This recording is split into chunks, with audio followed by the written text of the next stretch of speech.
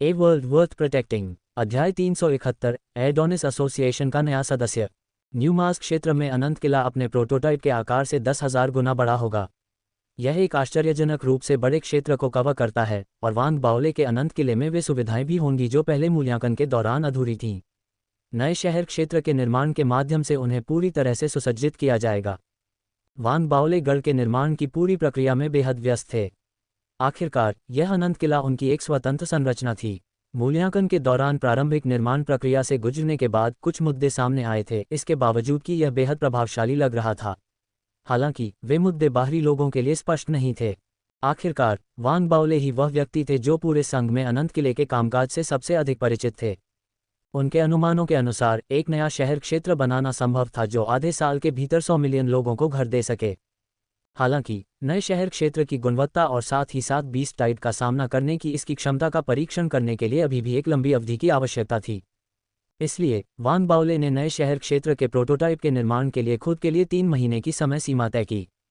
उसके बाद के 3 महीनों में निर्माण जारी रहेगा, जबकि शहर क्षेत्र में लगातार परीक्षण किए जाएंगे ताकि ये देखा जा सके कि यह बीस्ट टाइड का सामना कर सकता है या नहीं। ये तब तक चलेगा जब तक कि कुल 6 महीने बीत न जाएं, जब नए शहर क्षेत्र का प्रारंभिक चरण पूरा हो जाएगा और कुछ परीक्षण किए जाएंगे। इस तरह नए क्षेत्र में जाने वाले लोगों की सुरक्षा की गारंटी होगी।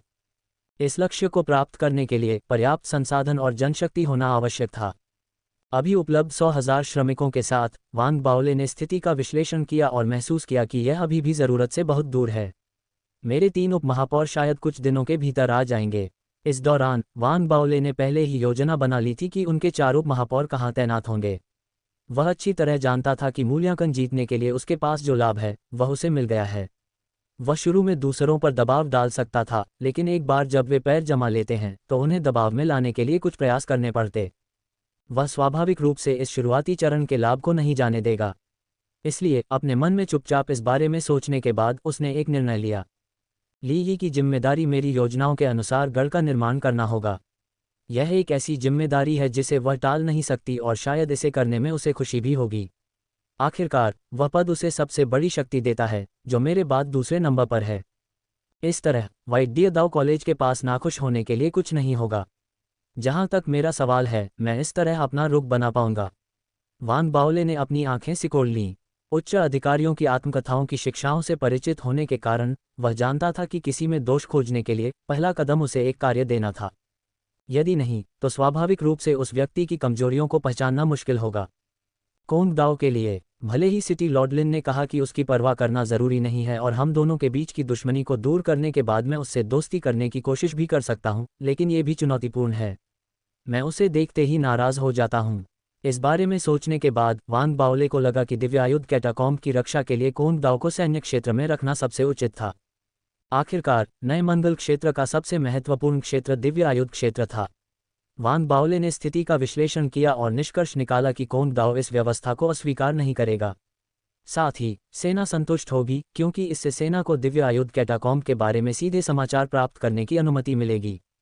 इस तरह मैं हमारे मिलने की संभावनाओं को हटा देता हूं क्योंकि हमारे एक ही क्षेत्र में होने की संभावना कम होगी। इससे स्थिति को संभालना आसान हो जाता है। वान बाओले अपने सादे दफ्तर में बैठे थे और खाने के लिए स्नैक्स का एक बैग निकाला, जबकि वे सोच रहे थे कि जब जिन डोमिंग आएंगे तो उन्हें क्या काम दिया जाएगा। चूंकि जिन डोमिंग में त्रिलुनारिस कॉरपोरेशन के निदेशक बनने की क्षमता है, इसलिए वे स्वाभाविक रूप से प्रबंधन मामलों में आश्वस्त होंगे। भले ही उनकी योग्यताएं स्पष्ट न हो, लेकिन ये काम उन्हें दिया जाएगा। स्नैक्स को मुंह में भरकर खत्म करने के बाद वान बाओले ने जिन डोमिंग को नए शहर क्षेत्र के आंतरिक मामलों के प्रबंधन का प्रभारी बनाने का निर्णय लिया। लिन तियानहाओ के लिए वान बाओले को बहुत ज्यादा चिंताएं नहीं थीं। वह अपने ही लोगों में से एक था और अनुशासन और कानून प्रवर्तन विभागों का प्रभारी होगा। अपने 4 उप महापौरों की नियुक्ति की व्यवस्था करने के बाद वान बाओले को लगा कि उच्च अधिकारियों की आत्मकथाओं के बारे में उनकी समझ फिर से गहरी हो गई है। आखिरकार असली समझ सीखी गई बातों को इस्तेमाल करने से आती है। अपने दिल में खुशी के साथ उसने आइस स्पिरिट वाटर की एक बोतल निकाली और एक घूंट भरते हुए भावुक हो गया। नेता के तौर पर मुझे अपने नेतृत्व में लोगों पर शक न करना सीखना होगा। इसे एक ऐसा मंच भी माना जा सकता है जो मैंने उन्हें अपनी क्षमताएं दिखाने के लिए प्रदान किया है।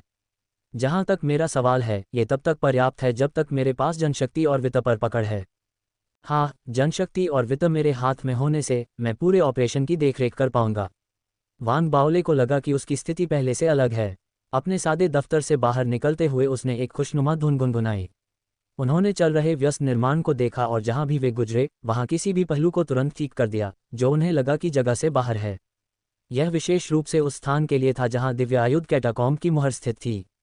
वान बाओले गढ़ के उद्देश्य के बारे में स्पष्ट थे। वह और भी स्पष्ट थे कि यदि दिव्यायुध कैटाकॉम्ब नहीं होते तो नया शहर क्षेत्र संघ के विभिन्न गुटों का ध्यान आकर्षित नहीं कर पाता। इसलिए दिव्यायुध कैटाकॉम्ब कुंजी थी। गढ़ के निर्माण का लक्ष्य QE fostering spirit array formation का समर्थन करना है और इस एरे फॉर्मेशन का उद्देश्य दिव्यायुध कैटाकॉम्ब की मुहर के नीचे अवरोध को ध्वस्त करना है।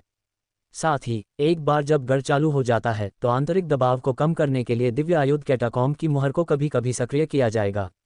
गढ़ को एक स्वचालित हत्या तंत्र की भी आवश्यकता होगी, साथ ही सुरक्षात्मक उद्देश्यों वाली सुविधाओं की भी। केवल इस तरीके से ही एक चक्र शुरू किया जा सकता है। केवल तभी जब चक्र शुरू हो जाता है तभी नए मंगल क्षेत्र का निर्माण सफलतापूर्वक माना जा सकता है। वान बाओले ने चुपचाप सोचा जब वह दिव्य आयुध कैटाकॉम्ब्स के बाहर पहुंचा। अभी इसके स्वरूप में पहले से ही परिवर्तन हो चुके थे। क्षेत्र में पहले से ही आधार बनाए जा चुके थे और निर्माण प्रक्रिया में 10,000 से अधिक श्रमिक कड़ी मेहनत कर रहे थे। इतने सारे श्रमिक थे कि गड्ढा पूरी तरह से भरने वाला था। गधा भी वहां था, एक चोर की तरह संदिग्ध व्यवहार कर रहा था। वह कभी कभी संसाधनों के ढेर को देखता था, उसके मुंह से बेकाबू लार बह रही थी। फिर वह दिव्य आयुध कैटाकॉम्ब सील को देखता जैसे कि उसके सपनों के भोजन के अंदर से बाहर आने का इंतजार कर रहा हो। ये देखकर कि गधा बेकार की तरह व्यवहार कर रहा था, वान बाओले में क्रोध पैदा हुआ और वह गधे को लात मारने के लिए आगे बढ़ा। गधे ने वान बाओले की पिटाई इतनी बार सहन की थी कि उसकी त्वचा पहले से ही मोटी हो गई थी और लात मारने के बाद उसे कुछ भी महसूस नहीं हुआ। इसके बजाय उसने वान बाओले की ओर ऊर्जा से देखा, सहज रूप से एक ऐसी नज़र प्रकट की जिससे ये संकेत मिलता था कि वह वान बाओले की अच्छी किताबों में शामिल होने की कोशिश कर रहा था। मूर्ख गधे, जान लो कि यहाँ सभी संसाधनों का हिसाब है। इससे कोई फर्क नहीं पड़ता कि तुम उन्हें खाते हो या नहीं, जब तक कुछ कमी रह जाती है मैं तुम्हें पीटूंगा और सजा के तौर पर तुम्हारा मुंह बंद कर दूंगा। वान बाओले ने सख्ती से देखा और गधे ने उसकी बातें सुनकर चौंककर घबरा गया। ऐसा लग रहा था कि उसने वान बाओले की कही बातों का मतलब समझने के लिए पहले से ही कुछ चेतना विकसित कर ली थी। चाहे उसने संसाधन खाए हों या दूसरे चुराए हों, यह उसकी गलती होगी। इसलिए उसने जल्दी से अपना सिर वान बाओले की जांघ पर रगड़ा जैसे कि माफी मांग रहा हो। वान बाओले द्वारा एक बार फिर लात मारे जाने के बाद ऐसा लग रहा था कि उसने सारी उम्मीद खो दी है। ये समझ गया कि उससे अपील करना व्यर्थ था। गधे ने जोर से छींका और उसकी आंखें लाल हो गईं क्योंकि वह निर्माण श्रमिकों को एक पर्यवेक्षक की तरह बेरहमी से देख रहा था। जल्द ही जैसे जैसे दिन बीतते गए वान बाओले को खुशी हुई कि उसे एक और जोड़ी आंखें मिल गई हैं जो गधे के रूप में थी। यह नए शहर के क्षेत्र में दिन रात काम कर रहा था, लगातार जांच कर रहा था कि संसाधनों की कमी तो नहीं है। जब उसे लगता कि कुछ ठीक नहीं है तो वह पागलों की तरह दहाड़ता वान बाओले और लिन तियानहाओ को देखने की याद दिलाता। लिन तियानहाओ ने शुरू में इस बारे में कुछ खास नहीं सोचा, लेकिन बार बार समस्याएं मिलने के बाद उसने गधे को चौंक कर देखा क्योंकि उसे एहसास हुआ कि गधा गिन सकता है, जिसे चमत्कार माना जा सकता है। जब उसने वान बाओले को अपना आश्चर्य व्यक्त किया तो वान बाओले ने अपना गला साफ किया, यह महसूस करते हुए कि वह वास्तव में कचरे से सबसे अच्छा उपयोग निकालने में सक्षम होने के लिए चतुर था। जब उसने लिन तियानहाओ को देखा और याद किया कि पिछले कुछ दिनों से लिन तियानहाओ का कार्यभार उसके अपने कार्यभार से काफ़ी अधिक था, तो उसने संतोषपूर्वक उसके कंधे को थपथपाया, उसे निमंत्रण भेजने का फैसला किया। तियानहाओ, तुमने एडोनिस एसोसिएशन के बारे में सुना है न? अब झुओ यिफान, झाओ यामिंग और मैं इसके सदस्य हैं, क्योंकि हमारी शक्ल एक निश्चित मानक की है। इस तरह से एडोनिस एसोसिएशन की शुरुआत हुई। भले ही तुम्हारा फिगर उतना प्रभावशाली न हो और तुम मेरे जितने सुंदर न दिख, हम भाई हैं। इसलिए मैं आधिकारिक तौर पर घोषणा करता हूं कि अब से आप एडोनिस एसोसिएशन के चौथे एडोनिस हैं। लिन तियानहाओ को समझ नहीं आ रहा था कि हंसे या रोए। उसे लगा कि वान बाओले का फिगर और रूप रंग शायद उससे अलग है। हालांकि वह जानता था कि वह पूरी तरह से वान बाओले से जुड़ा हुआ था और उसके साथ ही जिएगा और मरेगा। इसके अलावा मंगल ग्रह पर वान बाओले के साथ बिताए समय के दौरान वह उसके प्रभाव में बदल गया है। इसलिए वान बाओले की बातें सुनने के बाद लिन तियानहाओ, जो वान बाओले के सामने आधा बैठा था, अचानक खड़ा हो गया और उत्तेजित होकर घोषणा की, नमस्कार अध्यक्ष। वान बाओले ने लिन तियानहाओ का अभिवादन स्वीकार करते हुए संतुष्ट महसूस किया। एडोनिस एसोसिएशन में स्वीकार किए जाने पर लिन तियानहाओ कितना उत्साहित था, ये देखकर वान बाओले का हौसला बढ़ा। मैंने अपनी पूरी जिंदगी मेहनत की है, अपनी जवानी को संघ, लोगों और एडोनिस एसोसिएशन के लिए बलिदान किया है, बिना आराम किए। वांग बाओले ने लिन तियानहाओ को विदा करने से पहले उसके साथ थोड़ी बातचीत की। वह कुर्सी पर बैठा चिकन लेग चबा रहा था और उसके दिमाग में भावनात्मक विचार उमड़ रहे थे। मैं कल्पना कर सकता हूं कि शायद भविष्य में एक दिन ऐसा आएगा जब मैं अपने सबसे गहरे पछतावे को याद करूंगा। वह एडोनिस एसोसिएशन बनाना होगा, क्योंकि मेरी सबसे बड़ी इच्छा एक साधारण व्यक्ति की तरह शांति से जीवन जीना होगा। जैसे ही उसने बात की, वांग बाओले को लगा कि उसका जीवन कठिन है, क्योंकि हर कुछ दिनों में उसे घंटों तक व्यस्त रखा जाता था। अपना सिर हिलाते हुए आह भरते हुए वांग बाओले ने एक चिकन लेग खाया और आइस स्पिरिट वाटर की 3 बोतलें पी लीं। उसके बाद उसने अपने पेट को थपथपाया और आलू के चिप्स का एक बैग निकाला, उन्हें अपने सादे कार्यालय से बाहर निकलते समय शोर मचाते हुए चबाया। ऐसे ही पलक झपकते ही आधा महीना बीत गया। बीते 2 सप्ताहों में वांग बाओले ने खाना खाते हुए और विभिन्न कामों में व्यस्त रहते हुए अपनी साधना जारी रखना नहीं भूला। उसे स्पष्ट था कि आत्मा की स्थापना के युग में साधना ही आधार थी। यह विशेष रूप से तब हुआ जब उसने महसूस किया कि जैसे जैसे वह साधना के साथ आगे बढ़ता गया, उसकी साधना में सुधार की दर में उल्लेखनीय वृद्धि हुई, शायद डार्क फायर के उभरने के कारण। अभी उसे लगा कि वह सफलता प्राप्त करने से बस एक कदम दूर है। वांग बाओले ने मूल रूप से प्रतीक्षा करने और स्वाभाविक रूप से सफलता प्राप्त करने की योजना बनाई थी। इस तरह वह खाने और आधिकारिक मामलों को संभालने में इस्तेमाल होने वाले समय को बर्बाद नहीं करेगा। हालांकि यह विचार 2 दिनों से भी कम समय में उभरा था जब उसे एहसास हुआ कि गधे ने सफलता प्राप्त कर ली है। संसाधनों की अंतहीन निगरानी और निरीक्षण की प्रक्रिया में गधे ने किसी तरह फाउंडेशन स्थापना क्षेत्र में कदम रख दिया था।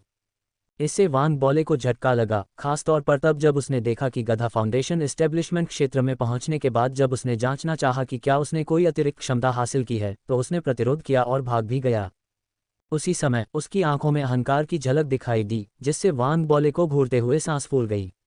उसे लगा कि गधे को अब पता नहीं है कि उसका पिता कौन है, और उसने उसके जैसे सुंदर व्यक्ति की आज्ञाओं का विरोध करने की हिम्मत की। विद्रोह करने की कोशिश कर रहा है ना? अपने गुस्से में वांग बाओले को लगा कि उसे गधे को सबक सिखाने की जरूरत है ताकि वह समझ जाए कि वह अपने बेटे को सिर्फ अपना बेटा कहकर नहीं, बल्कि पीट पीट कर बड़ा करेगा। उसी गुस्से में वांग बाओले ने अपनी साधना को सक्रिय किया और गधे को पकड़ लिया। उसके बोलने का इंतजार किए बिना उसने उसे अपना मुंह बंद करने का आदेश दिया और फिर उसे पीटा। तुरंत गधा दयनीय स्थिति में आ गया, लेकिन एक भी आवाज नहीं निकाल सका और भाग नहीं सका। वांग बाओले को संतोष हुआ और वह तभी रुका जब गधे की आंखों में आज्ञाकारिता की झलक दिखी। फिर उसने गधे को अपना मुंह बंद करने का आदेश दिया। ये देखते हुए कि गधा फिर से शोर मचाना चाहता है, उसने उसे जोर से लात मारी। तुरंत गधे ने अपना मुंह बंद कर लिया, वांग बाओले की ओर आज्ञाकारी भाव से देखते हुए, उसका पक्ष लेने की इच्छा से। अब तुम जानते हो कि तुम कहाँ खड़े हो, है ना? बताओ, तुम मेरे लिए कौन हो? वांग बाओले ने अपने हाथों को अपनी पीठ के पीछे रखते हुए शांति से कहा। बेटा, बेटा। गधा कांप उठा। हालांकि वह अनिच्छुक था, लेकिन वह एकमात्र आवाज थी जो वह निकाल सकता था। अपनी लाचारी में वह केवल चीख सकता था। वह दृश्य अन्य लोगों ने देखा जो अपने आसपास निर्माण कार्य में व्यस्त थे। वे हैरान, भ्रमित और भयभीत थे, क्योंकि उन्हें यह भी पता नहीं था कि गधे के साथ कैसा व्यवहार किया जाए। यह एक पर्यवेक्षक के रूप में अपनी जिम्मेदारी को गंभीरता से लेता था और संसाधनों के निरीक्षण में एक उन्मादी स्तर पर पहुंच गया था, इस तरह कि यह जानता था कि एक पेंच भी गायब है। इससे कई लोग जो नए शहर क्षेत्र के निर्माण के माध्यम से एक छोटा सा भाग्य कमाने की तलाश में थे, नाराज हो गए, लेकिन अब जब उन्होंने गधे को पीटा हुआ देखा तो वे मन ही मन खुश थे।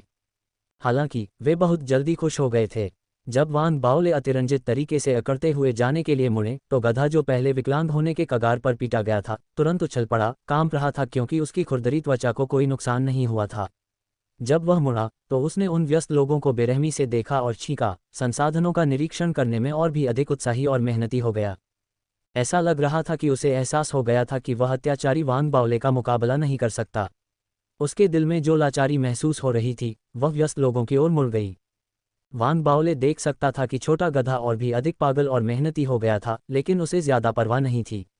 अभी वह बहुत तनाव में था, क्योंकि उसके हिसाब से गधे की खेती जिस दर से सुधर रही थी, वह तेजी से बढ़ रही थी। अगर ऐसा कोई दिन हो जब गधा मुझसे पहले कोर फॉर्मेशन दायरे में पहुंच जाए, उस संभावना के परिणामों के बारे में सोचते हुए वांग बाओले कांप उठा। उसका सिर सुन्न हो गया, क्योंकि गधे द्वारा खुद को बेरहमी से पीटे जाने का दृश्य उसके दिमाग में लगातार उभर रहा था जबकि वह भागने की कोशिश कर रहा था। आखिरकार उसे गधे के आगे झुकना पड़ सकता था, क्योंकि उसने गधे को बेटा, बेटा चिल्लाते हुए सुना। वह छवि इतनी भयावह थी कि वांग बाओले का दिल तेजी से धड़कने लगा। उसने जल्दी से उस भयावह दृश्य को अपने दिमाग से मिटाने की कोशिश की। उसके बाद उसकी आंखों में दृढ़ संकल्प की झलक दिखाई दी और वह तुरंत एकांत में चला गया। ऐसा कभी नहीं होगा। यह उल्लेख करना आवश्यक है कि गधे की साधना में सफलता ने वांग बाओले को इतना उत्तेजित कर दिया कि उसने सब कुछ एक तरफ रख दिया और एकांत में चला गया। एकांत प्रक्रिया में उसने बाहरी मामलों की परवाह नहीं की, उसने सारी जिम्मेदारी लिन तियानहाओ को सौंप दी। एक तरफ उसे लिन तियानहाओ की क्षमता पर विश्वास था, दूसरी तरफ निर्माण योजना के अनुसार चल रहा था। जब तक कोई अड़चन नहीं आती तब तक वांग बाओले की देखरेख के बिना भी सब कुछ सुचारू रूप से चलता रहेगा। इसलिए वह शांत हो गया और खुद को पूरी तरह से साधना में डुबो दिया। जैसे ही उसने अपने पैरों को क्रॉस करके ध्यान किया, उसने अपने पैरों में 2 स्वर्गीय वज्रों को पोषित करने के लिए लाइटनिंग दाओ प्रथम खंड की प्रारंभिक शिक्षाओं के अनुसार अपनी साधना की शक्ति को लगातार सक्रिय किया, जबकि तीसरे स्वर्गीय वज्र को बनाने के लिए अपने बाएं हाथ पर तीसरा बिजली का टैटू उकेरने की कोशिश की। इसके अलावा वांग बाओले ने एकांत में रहते हुए डार्क फायर की साधना का अभ्यास भी शुरू कर दिया। उसे जल्द ही एहसास हुआ कि दिव्य आयुध कैटाकॉम्ब के बाहर डार्क आर्ट का अभ्यास करने की दर मार्टियन सिटी के अंदर की तुलना में कम से कम 10 गुना अधिक थी। इसने वांग बाओले को चौंका दिया। उसे स्पष्ट रूप से लगा कि अगर दिव्य आयुध कैटाकॉम्ब की सील द्वारा कोई अवरोध नहीं होता तो उसकी साधना की गति और भी तेज हो सकती थी। जहां तक वह अंततः उस स्तर तक पहुंचने में सक्षम होगा, वांग बाओले को अपनी उंगली नहीं रखनी थी। उसके लिए ये मामले एक तेज ब्लेड की तरह थे और भाग्य का मामला थे। वांग बाओले ने तेजी से सांस ली। कुछ समय लगा जब वह आखिरकार शांत हो गया।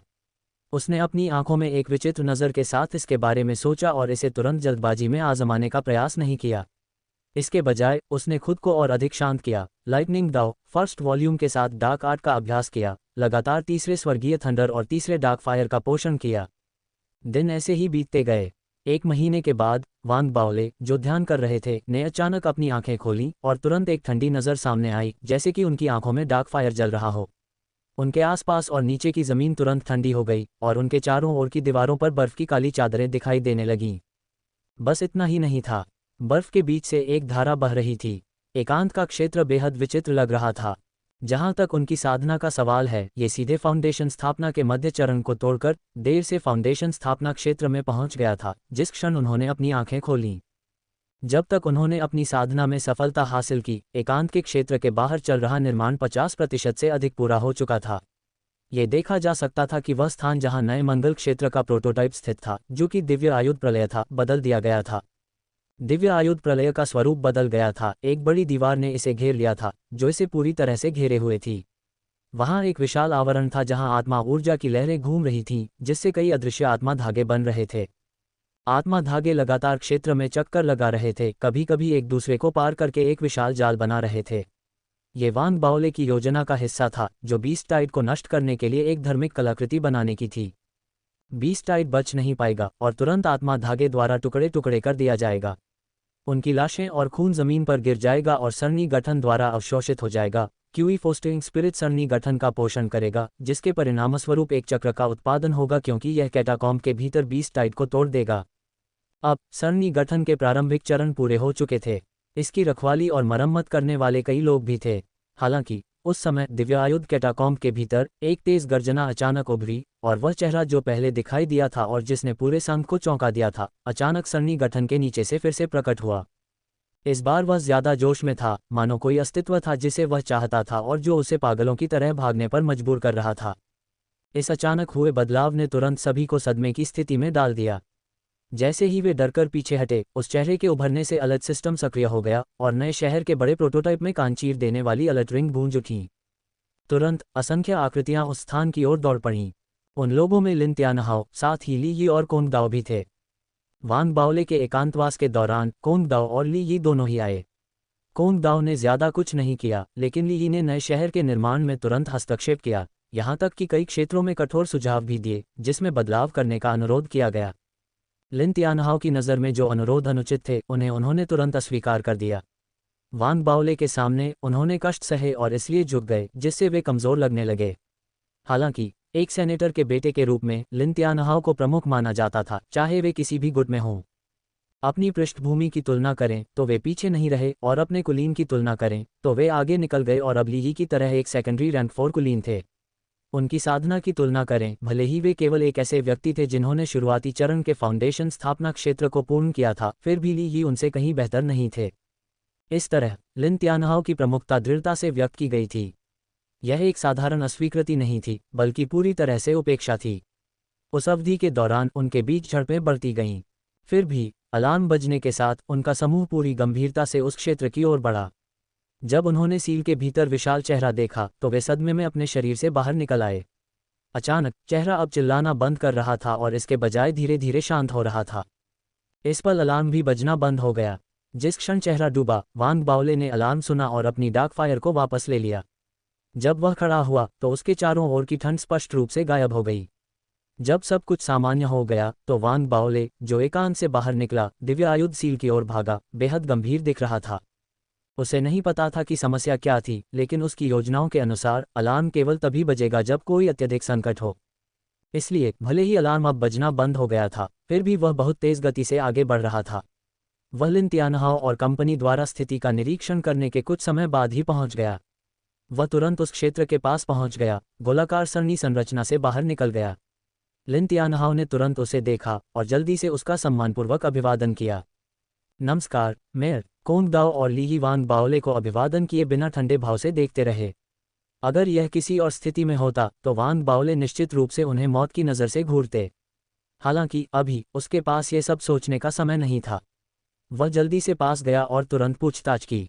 स्थिति क्या है? लिन तियानहाओ ने कोई देरी करने की हिम्मत नहीं की, तुरंत एक धीमी आवाज़ में बोला और वांग बाओले को वह सब कुछ बताया जो वे जानते और देखते थे। इससे वांग बाओले को झटका लगा, क्योंकि उसने दिव्य आयुध कैटाकॉम्ब सील को देखा जो शांत अवस्था में लौट आई थी, और उसने उस समय के बारे में सोचा। यही वह समय था जब मैंने साधना में सफलता प्राप्त की, वह क्षण जब डार्क आर्ट दबा नहीं था। जब मैंने अलार्म सुना तो मैंने तुरंत डार्क आर्ट वापस ले लिया और उसके साथ अलार्म बंद हो गया और चेहरा डूब गया। वांग बाओले गहरी सोच में डूबे हुए थे क्योंकि उन्होंने सब कुछ अच्छी तरह से जांचा। उसके बाद उन्होंने निर्माण का निरीक्षण करना शुरू किया, ये सुनिश्चित करते हुए कि इसमें कुछ भी गलत नहीं था और सब कुछ योजना के अनुसार चल रहा था। जाने से पहले शुरू से अंत तक ली और कोंग दाओ वांग बाओले से बात किए बिना वहीं खड़े रहे। वांग बाओले ने भी उनकी उपेक्षा की और जाते समय अपनी सांसों में कुछ बुदबुदाया। मेरे क्षेत्र में दिखावा करना। इस विचार के साथ वह लिन तियानहाओ को देखने के लिए मुड़ा। उसकी आंखों में असंतोष की झलक थी। तियानहाओ, मैंने लगभग 1 महीना एकांत में बिताया है न? हमें यहाँ आए हुए लगभग 2 महीने हो गए हैं, है न? लिन तियानहाओ ने मन ही मन समय का अनुमान लगाया और तुरंत सहमत हो गया। हाँ, लगभग 2 महीने हो गए हैं। मेरे 3 उप महापौर काम पर नहीं आए हैं। ये दिलचस्प है। ऐसा लगता है कि वे यहाँ कष्ट नहीं सहना चाहते। तियानहाओ, अब मार्टियन कॉलोनी गवर्नर से मिलने के लिए मार्टियन सिटी जाओ और उसे बताओ कि क्या हुआ। उनसे कहो कि अगर वे आने को तैयार नहीं हैं तो मैं भी उन्हें नहीं चाहता। वांग बाओले ने अहंकार से कहा। उसके बाद वह वहां से जाना चाहता था। हालांकि ली और कोंग दाओ, जो पास में खड़े थे, तुरंत क्रोधित हो गए। वांग, क्या तुम अंधे हो? ली शुरू में वांग बाओले द्वारा परिष्कृत की गई हर चीज को अपने कब्जे में लेना चाहती थी, लेकिन हारने के बाद से उसने सारी इच्छाशक्ति खो दी थी। उसे लग रहा था कि उसे गधे ने लात मारी होगी, जिसके कारण वांग बाओले उससे प्यार करने लगा। वांग बाओले की बातें सुनकर वह और भी क्रोधित हो गई। ओह! वांग बाओले ने ली की ओर एक नज़र डाली, फिर लिन तियानहाओ से पूछा, वह कौन है? ली गुस्से से फटने वाली थी। उसकी आंखों में आग भड़क रही थी और वह दांत पीसते हुए वांग बाओले को गुस्से से देखती रही। वांग बाओले, यहाँ ज्यादा आगे मत बढ़ो और अज्ञानता का दिखावा मत करो। क्या तुम्हें लगता है? चुप रहो। ली के अपनी बात पूरी करने का इंतजार किए बिना वांग बाओले ने चिल्लाया। उसकी फाउंडेशन स्थापना क्षेत्र साधना का अंतिम चरण फट गया। तुरंत एक मजबूत बल का निर्माण हुआ जिसने सीधे ली को दबा दिया। ली कांप उठी। उसे लगा जैसे उसके कान के पर्दे टूटने वाले हैं। उसी समय उसने वांग बाओले की साधना में परिवर्तन को महसूस किया और तुरंत चौंक गई। उसके बगल में बैठा कोंग दाओ भी चौंक गया। उसके चेहरे के भाव बेतहाशा बदल गए। उसने पहले अलार्म बजने के कारण इस पर ध्यान नहीं दिया था। इसके अलावा वांग बाओले ने सहज रूप से इसे छिपाने की कोशिश की, जिससे वांग बाओले की साधना की अचानक सक्रियता कोंग दाओ का ध्यान आकर्षित कर गई। तुम अभी भी जानते हो कि मैं वांग बाओले हूँ। वाइस मेयर ली, क्या तुम जानते हो कि तुम सिर्फ एक सहायक हो? तुम मुझे देखकर मेरा अभिवादन नहीं करते और इसके बजाय मेरा अभिवादन करने का इंतजार करते हो। वांग बाओले ने विनम्रता के बिना डांटा। उसकी साधना, स्थिति और जिम्मेदारी सभी ली से बेहतर थे। अभी उसने जो कुछ भी कहा वह ली पर इतना दबाव डाल रहा था कि वह सदमे और हाइपरवेंटिलेटिंग से स्तब्ध थी। कोंग दाओ भी चुप हो गया, ये जानते हुए कि अभी कुछ भी कहना उसके लिए नासमझी थी। ये देखकर कि वांग बाओले ली को डांट रहे थे, लिन तियानहाओ अपने दिल में खुश हो गया। वह इस दौरान ली से बहुत नाराज हो गया था और अब उसने बोलने के लिए अपना मुंह खोला। मेयर, मैं कबूल करना चाहूँगा। वाइस मेयर ली के यहाँ आने के बाद उन्होंने कई सुझाव दिए जो आपके द्वारा दिए गए अनंत किले के आधारभूत खाके के अनुरूप नहीं थे। मैंने उन्हें लागू करने की हिम्मत नहीं की, जिसके परिणामस्वरूप निर्माण प्रक्रिया में देरी हुई। लिन तियानहाओ के शब्दों को सुनकर वांग बाओले ने अपनी भौहें उठाईं और उसने ली की ओर देखा। मेयर वांग आते ही एकांत में चले गए और इस बात की परवाह नहीं की कि यहाँ चीज़ें कैसे आगे बढ़ रही हैं, जिसके परिणामस्वरूप अंततः अराजकता हो गई। वाइस मेयर के रूप में मुझे स्वाभाविक रूप से नए शहर क्षेत्र के निर्माण की देखरेख करनी होगी। इसके बारे में अपनी राय व्यक्त करने में क्या गलत है? ली यी ने अपना सिर उठाया। पहले की फटकार से उबरते हुए उसने वांग बाओले को ठंडे अंदाज में देखा। तुम कर सकते हो। अब से उपमहापौर ली केवल सील के क्षेत्र के प्रभारी नहीं होंगे, बल्कि पूरे अनंत किले के निर्माण के भी प्रभारी होंगे। तियानहाओ, अनंत किले के खाके की एक प्रति बाद में उपमहापौर ली को दे दो, वांग बाओले ने निर्णायक रूप से कहा, जिससे लिन तियानहाओ चौंक गया। भले ही उसे यकीन नहीं था कि वांग बाओले ने इस तरह से जवाब क्यों दिया, फिर भी उसने जल्दी से अपना सिर हिला दिया। ली ये भी हैरान रह गई।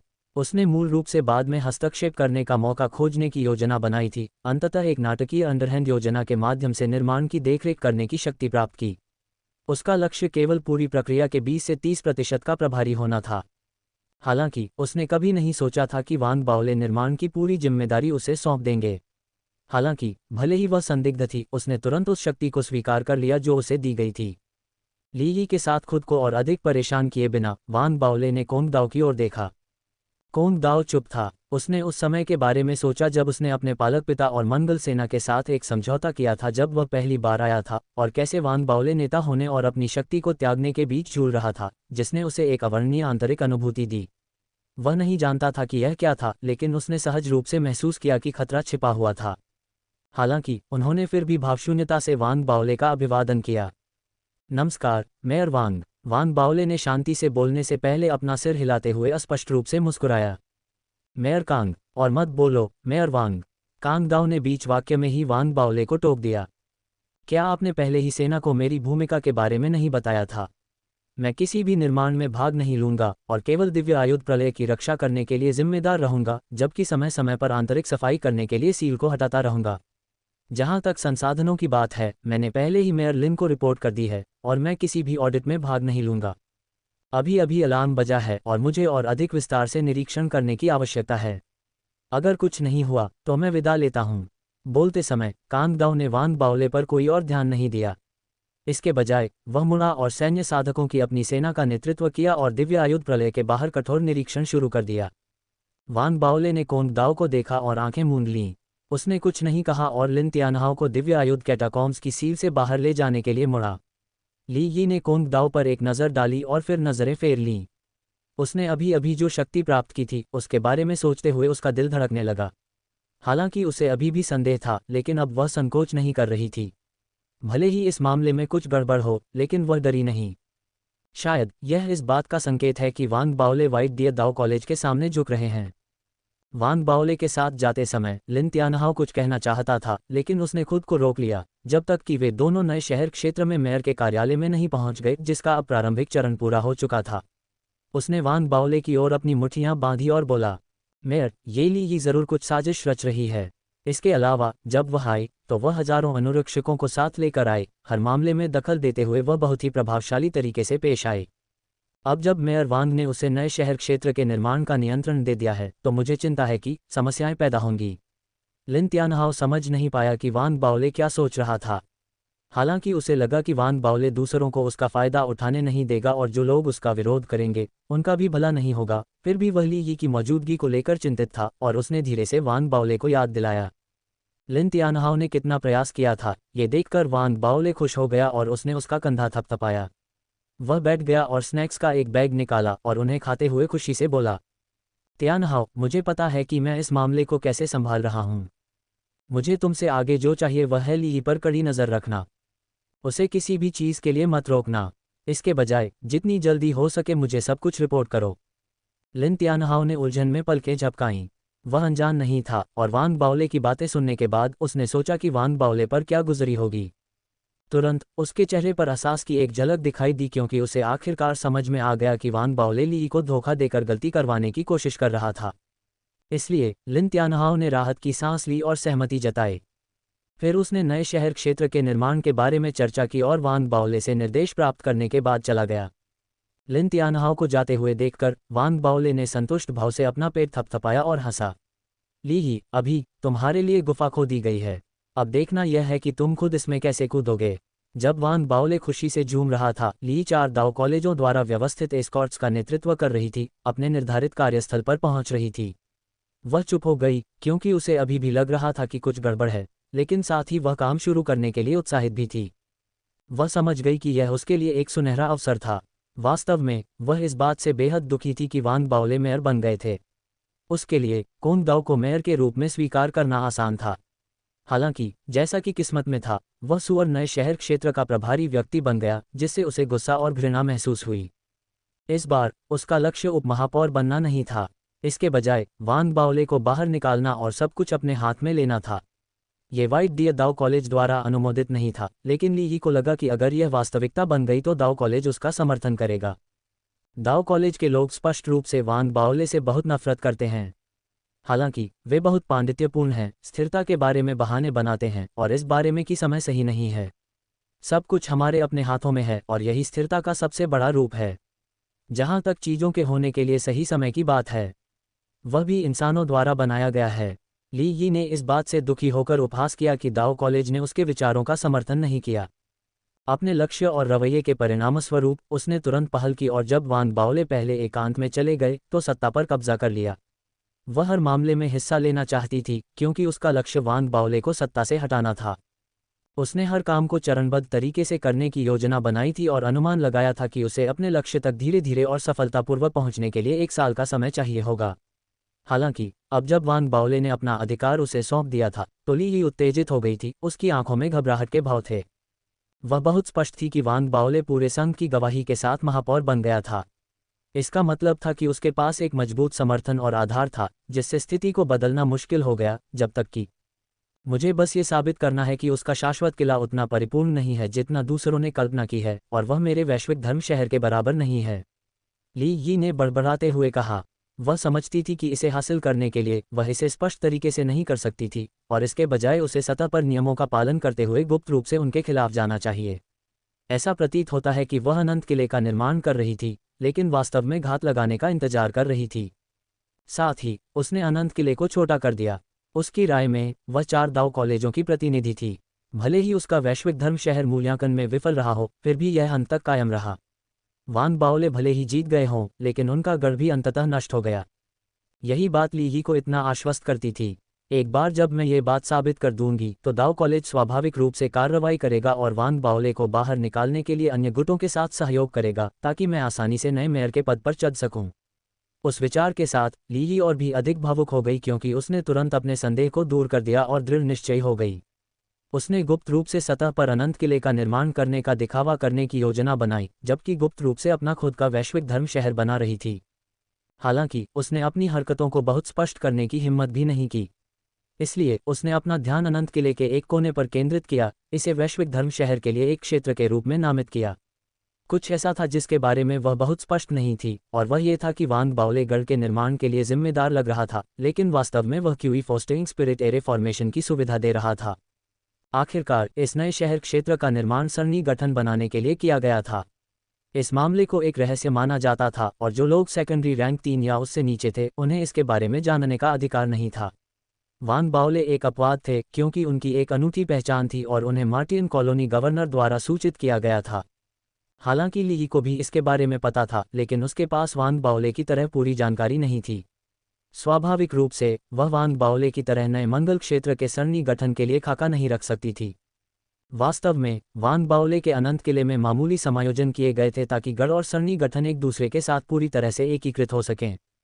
इसका मतलब यह था कि ली का वैश्विक धर्म शहर चाहे कितना भी शक्तिशाली क्यों न हो, उसके लिए सरणी गठन के साथ पूरी तरह से एकीकृत होना मुश्किल होगा।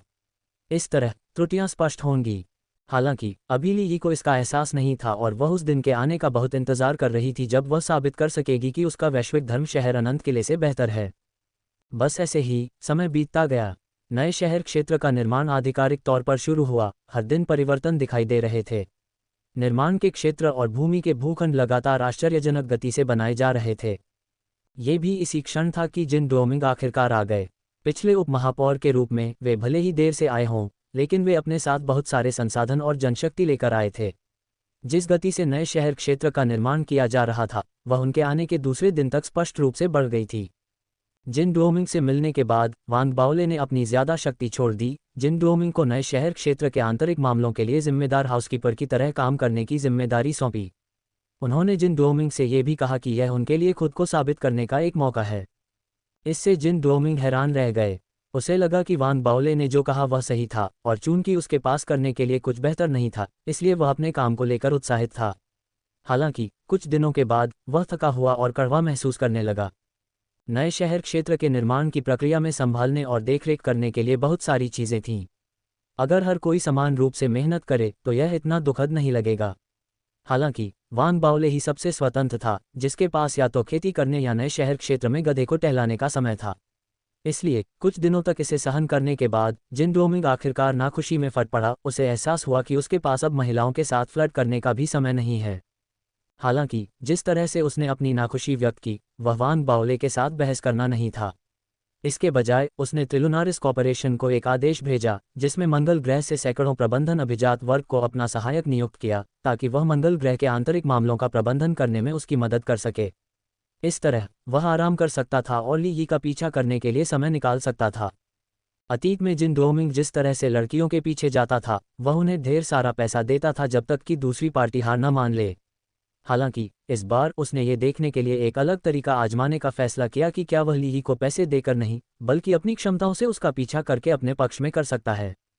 जब वह मार्टियन सिटी में था, तब भी उसके मन में यह विचार था, और यह विचार अब भी बना हुआ था जब वह न्यू मास्क क्षेत्र में था। वह हर दिन ली यी के आसपास रहता था, जिससे ली यी बेहद परेशान हो जाती थी। हालांकि जब वह जिन डोमिंग की स्थिति के बारे में सोचती थी, तो वह अपनी आंखें घुमाती थी और झुंझलाहट को बर्दाश्त करती थी। कभी कभी जिन डोमिंग और वान बाओले के बीच कलह पैदा करती थी। ली यी द्वारा कलह पैदा करने की कोशिश के जवाब में जिन डोमिंग हमेशा वान बाओले पर गुस्सा दिखाई देती थी, उसके खिलाफ जाना चाहती थी। हालांकि वास्तव में वह बिल्कुल भी प्रभावित नहीं हुआ, क्योंकि वह मामले के निहितार्थों को समझता था और उन दोनों के बीच लड़ाई का हिस्सा नहीं बनना चाहता था। हालांकि उसने ली यी को अभी भी संकेत दिया कि जब तक वह उसके दाव भागीदारों में से एक बन जाती है, वह तुरंत अपनी आस्तीन ऊपर चढ़ाएगा और वान बाओले को पीटेगा।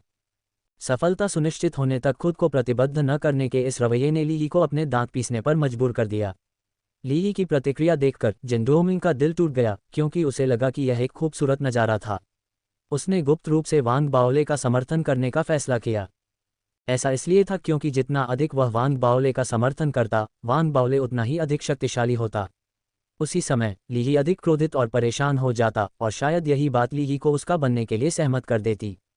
ली यी को और अधिक उत्तेजित करने के लिए जिन डोमिंग ने वान बाओले के लिए अपने समर्थन को नहीं छिपाया और इसके बजाय ली यी को ये बहुत स्पष्ट कर दिया। क्या तुम देख सकते हो कि मेरे पास जो संसाधन हैं, उनसे मैं जिसकी भी मदद करूंगा, उसे फ़ायदा होगा। ये कैसा है? अगर तुम मेरे 300 दाव भागीदारों में से एक बन जाओ, तो मैं तुम्हारी मदद करूंगा।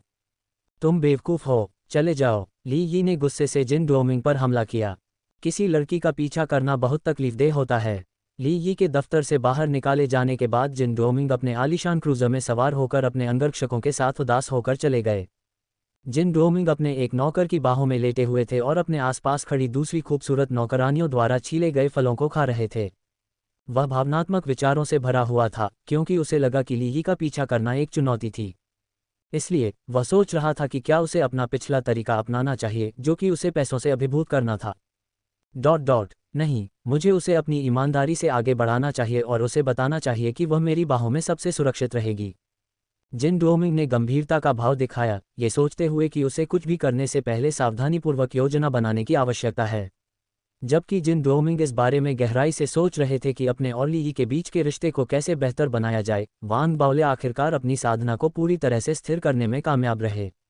वास्तव में इस समयावधि के दौरान वह गढ़ के निर्माण का निरीक्षण करता हुआ प्रतीत होता था, लेकिन अधिकांश समय वह एक ऐसी जगह की तलाश में रहता था जहां उसकी डाक आर्ट साधना की गति अधिक तेज हो सके।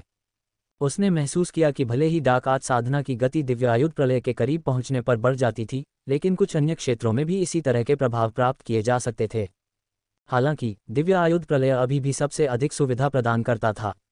ये भी कल्पना की जा सकती थी कि एक बार जब वह सील में प्रवेश करता तो वहां उसकी साधना की सीमा अकल्पनीय स्थिति तक पहुंच जाती। ये वैसा ही था जैसे वहां एक विशाल केक हो जिसे वांग बाओले खा न सके। ये सीमा से बाहर नहीं था, ये बस बहुत खतरनाक था। संघर्ष और निराशा के मिश्रण के बीच फंसा नए शहर क्षेत्र के निर्माण का प्रारंभिक चरण धीरे धीरे पूरा हो गया। अभी भी अन्य निर्माण कार्य होने थे, लेकिन वांग बाओले की योजनाओं के अनुसार ये समय ये परखने का था कि किस हद तक सरणी संरचना गढ़ के साथ एकीकृत है।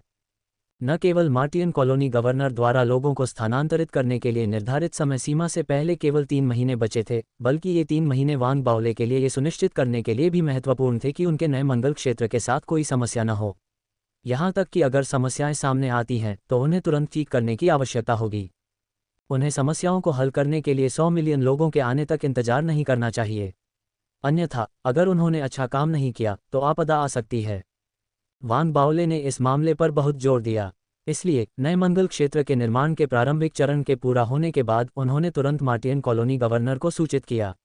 आखिरकार मार्टियन कॉलोनी गवर्नर ने वांग बाओले को सील पर अधिकार दिया और सभी तैयारियां हो जाने के बाद वांग बाओले ने दिव्य आयुध सील को सक्रिय करने का प्रयास किया। जैसे ही जोरदार धमाका हुआ और सभी आवश्यक सुरक्षात्मक उपाय किए गए, दिव्य आयुध कैटाकॉम्ब सील का एक कोना खोला गया। तुरंत सभी दिशाओं में एक गर्जनापूर्ण शोर गूंज उठा और कई जानवरों की लहरें बिना नियंत्रण के उभरी। जिस क्षण वे उभरी, अदृश्य सरणी गठन धागे अचानक सील किए गए क्षेत्र में स्पष्ट हो गए जहां दिव्य आयुध कैटाकॉम्ब स्थित था। धागे सभी दिशाओं में कट गए और तुरंत दर्दनाक चीखें गूंज उठीं और मांस और खून सभी दिशाओं में उड़ गए। अनगिनत अंगहीन शरीर टुकड़ों में कटकर जमीन पर गिर गए। वांग बाओले, ली जिनडोमिंग, कोंग दाओ, लिनतियानहाओ और अन्य सभी लोग गंभीर भाव से कमांड सेंटर के अंदर खड़े थे, आत्मा स्क्रीन के माध्यम से सब कुछ देख रहे थे। किसी ने कुछ नहीं कहा। उनकी सभी आंखें आत्मा स्क्रीन पर टिकी हुई थीं। उन्होंने मांस और खून को सभी दिशाओं में उड़ते देखा और यह भी देखा कि कैसे लाशें और मांस जमीन पर गिरने पर तेजी से घुल गए। वांग बाओले ने अपनी आंखें सिकोड़ लीं। अन्य लोगों को पूरी समझ नहीं थी, लेकिन वांग बाओले को यह स्पष्ट रूप से पता था कि लाशें और मांस सभी सरणी निर्माण की प्रेरक शक्ति और ऊर्जा बन गए थे। जल्द ही दिव्य आयुध कैटाकॉम्ब में चल रहे बचाव और हत्याओं के निरंतर कार्य समाप्त हो गए और सब कुछ सामान्य हो गया। वांग बाओले ने सील के खुलने को बढ़ाने की कोशिश की और भी अधिक शक्तिशाली क्रूर जानवरों को मुक्त किया। इस तरह के परीक्षण कई दिनों तक हुए। उस अवधि के दौरान उन्होंने कई समस्याओं का पता लगाया।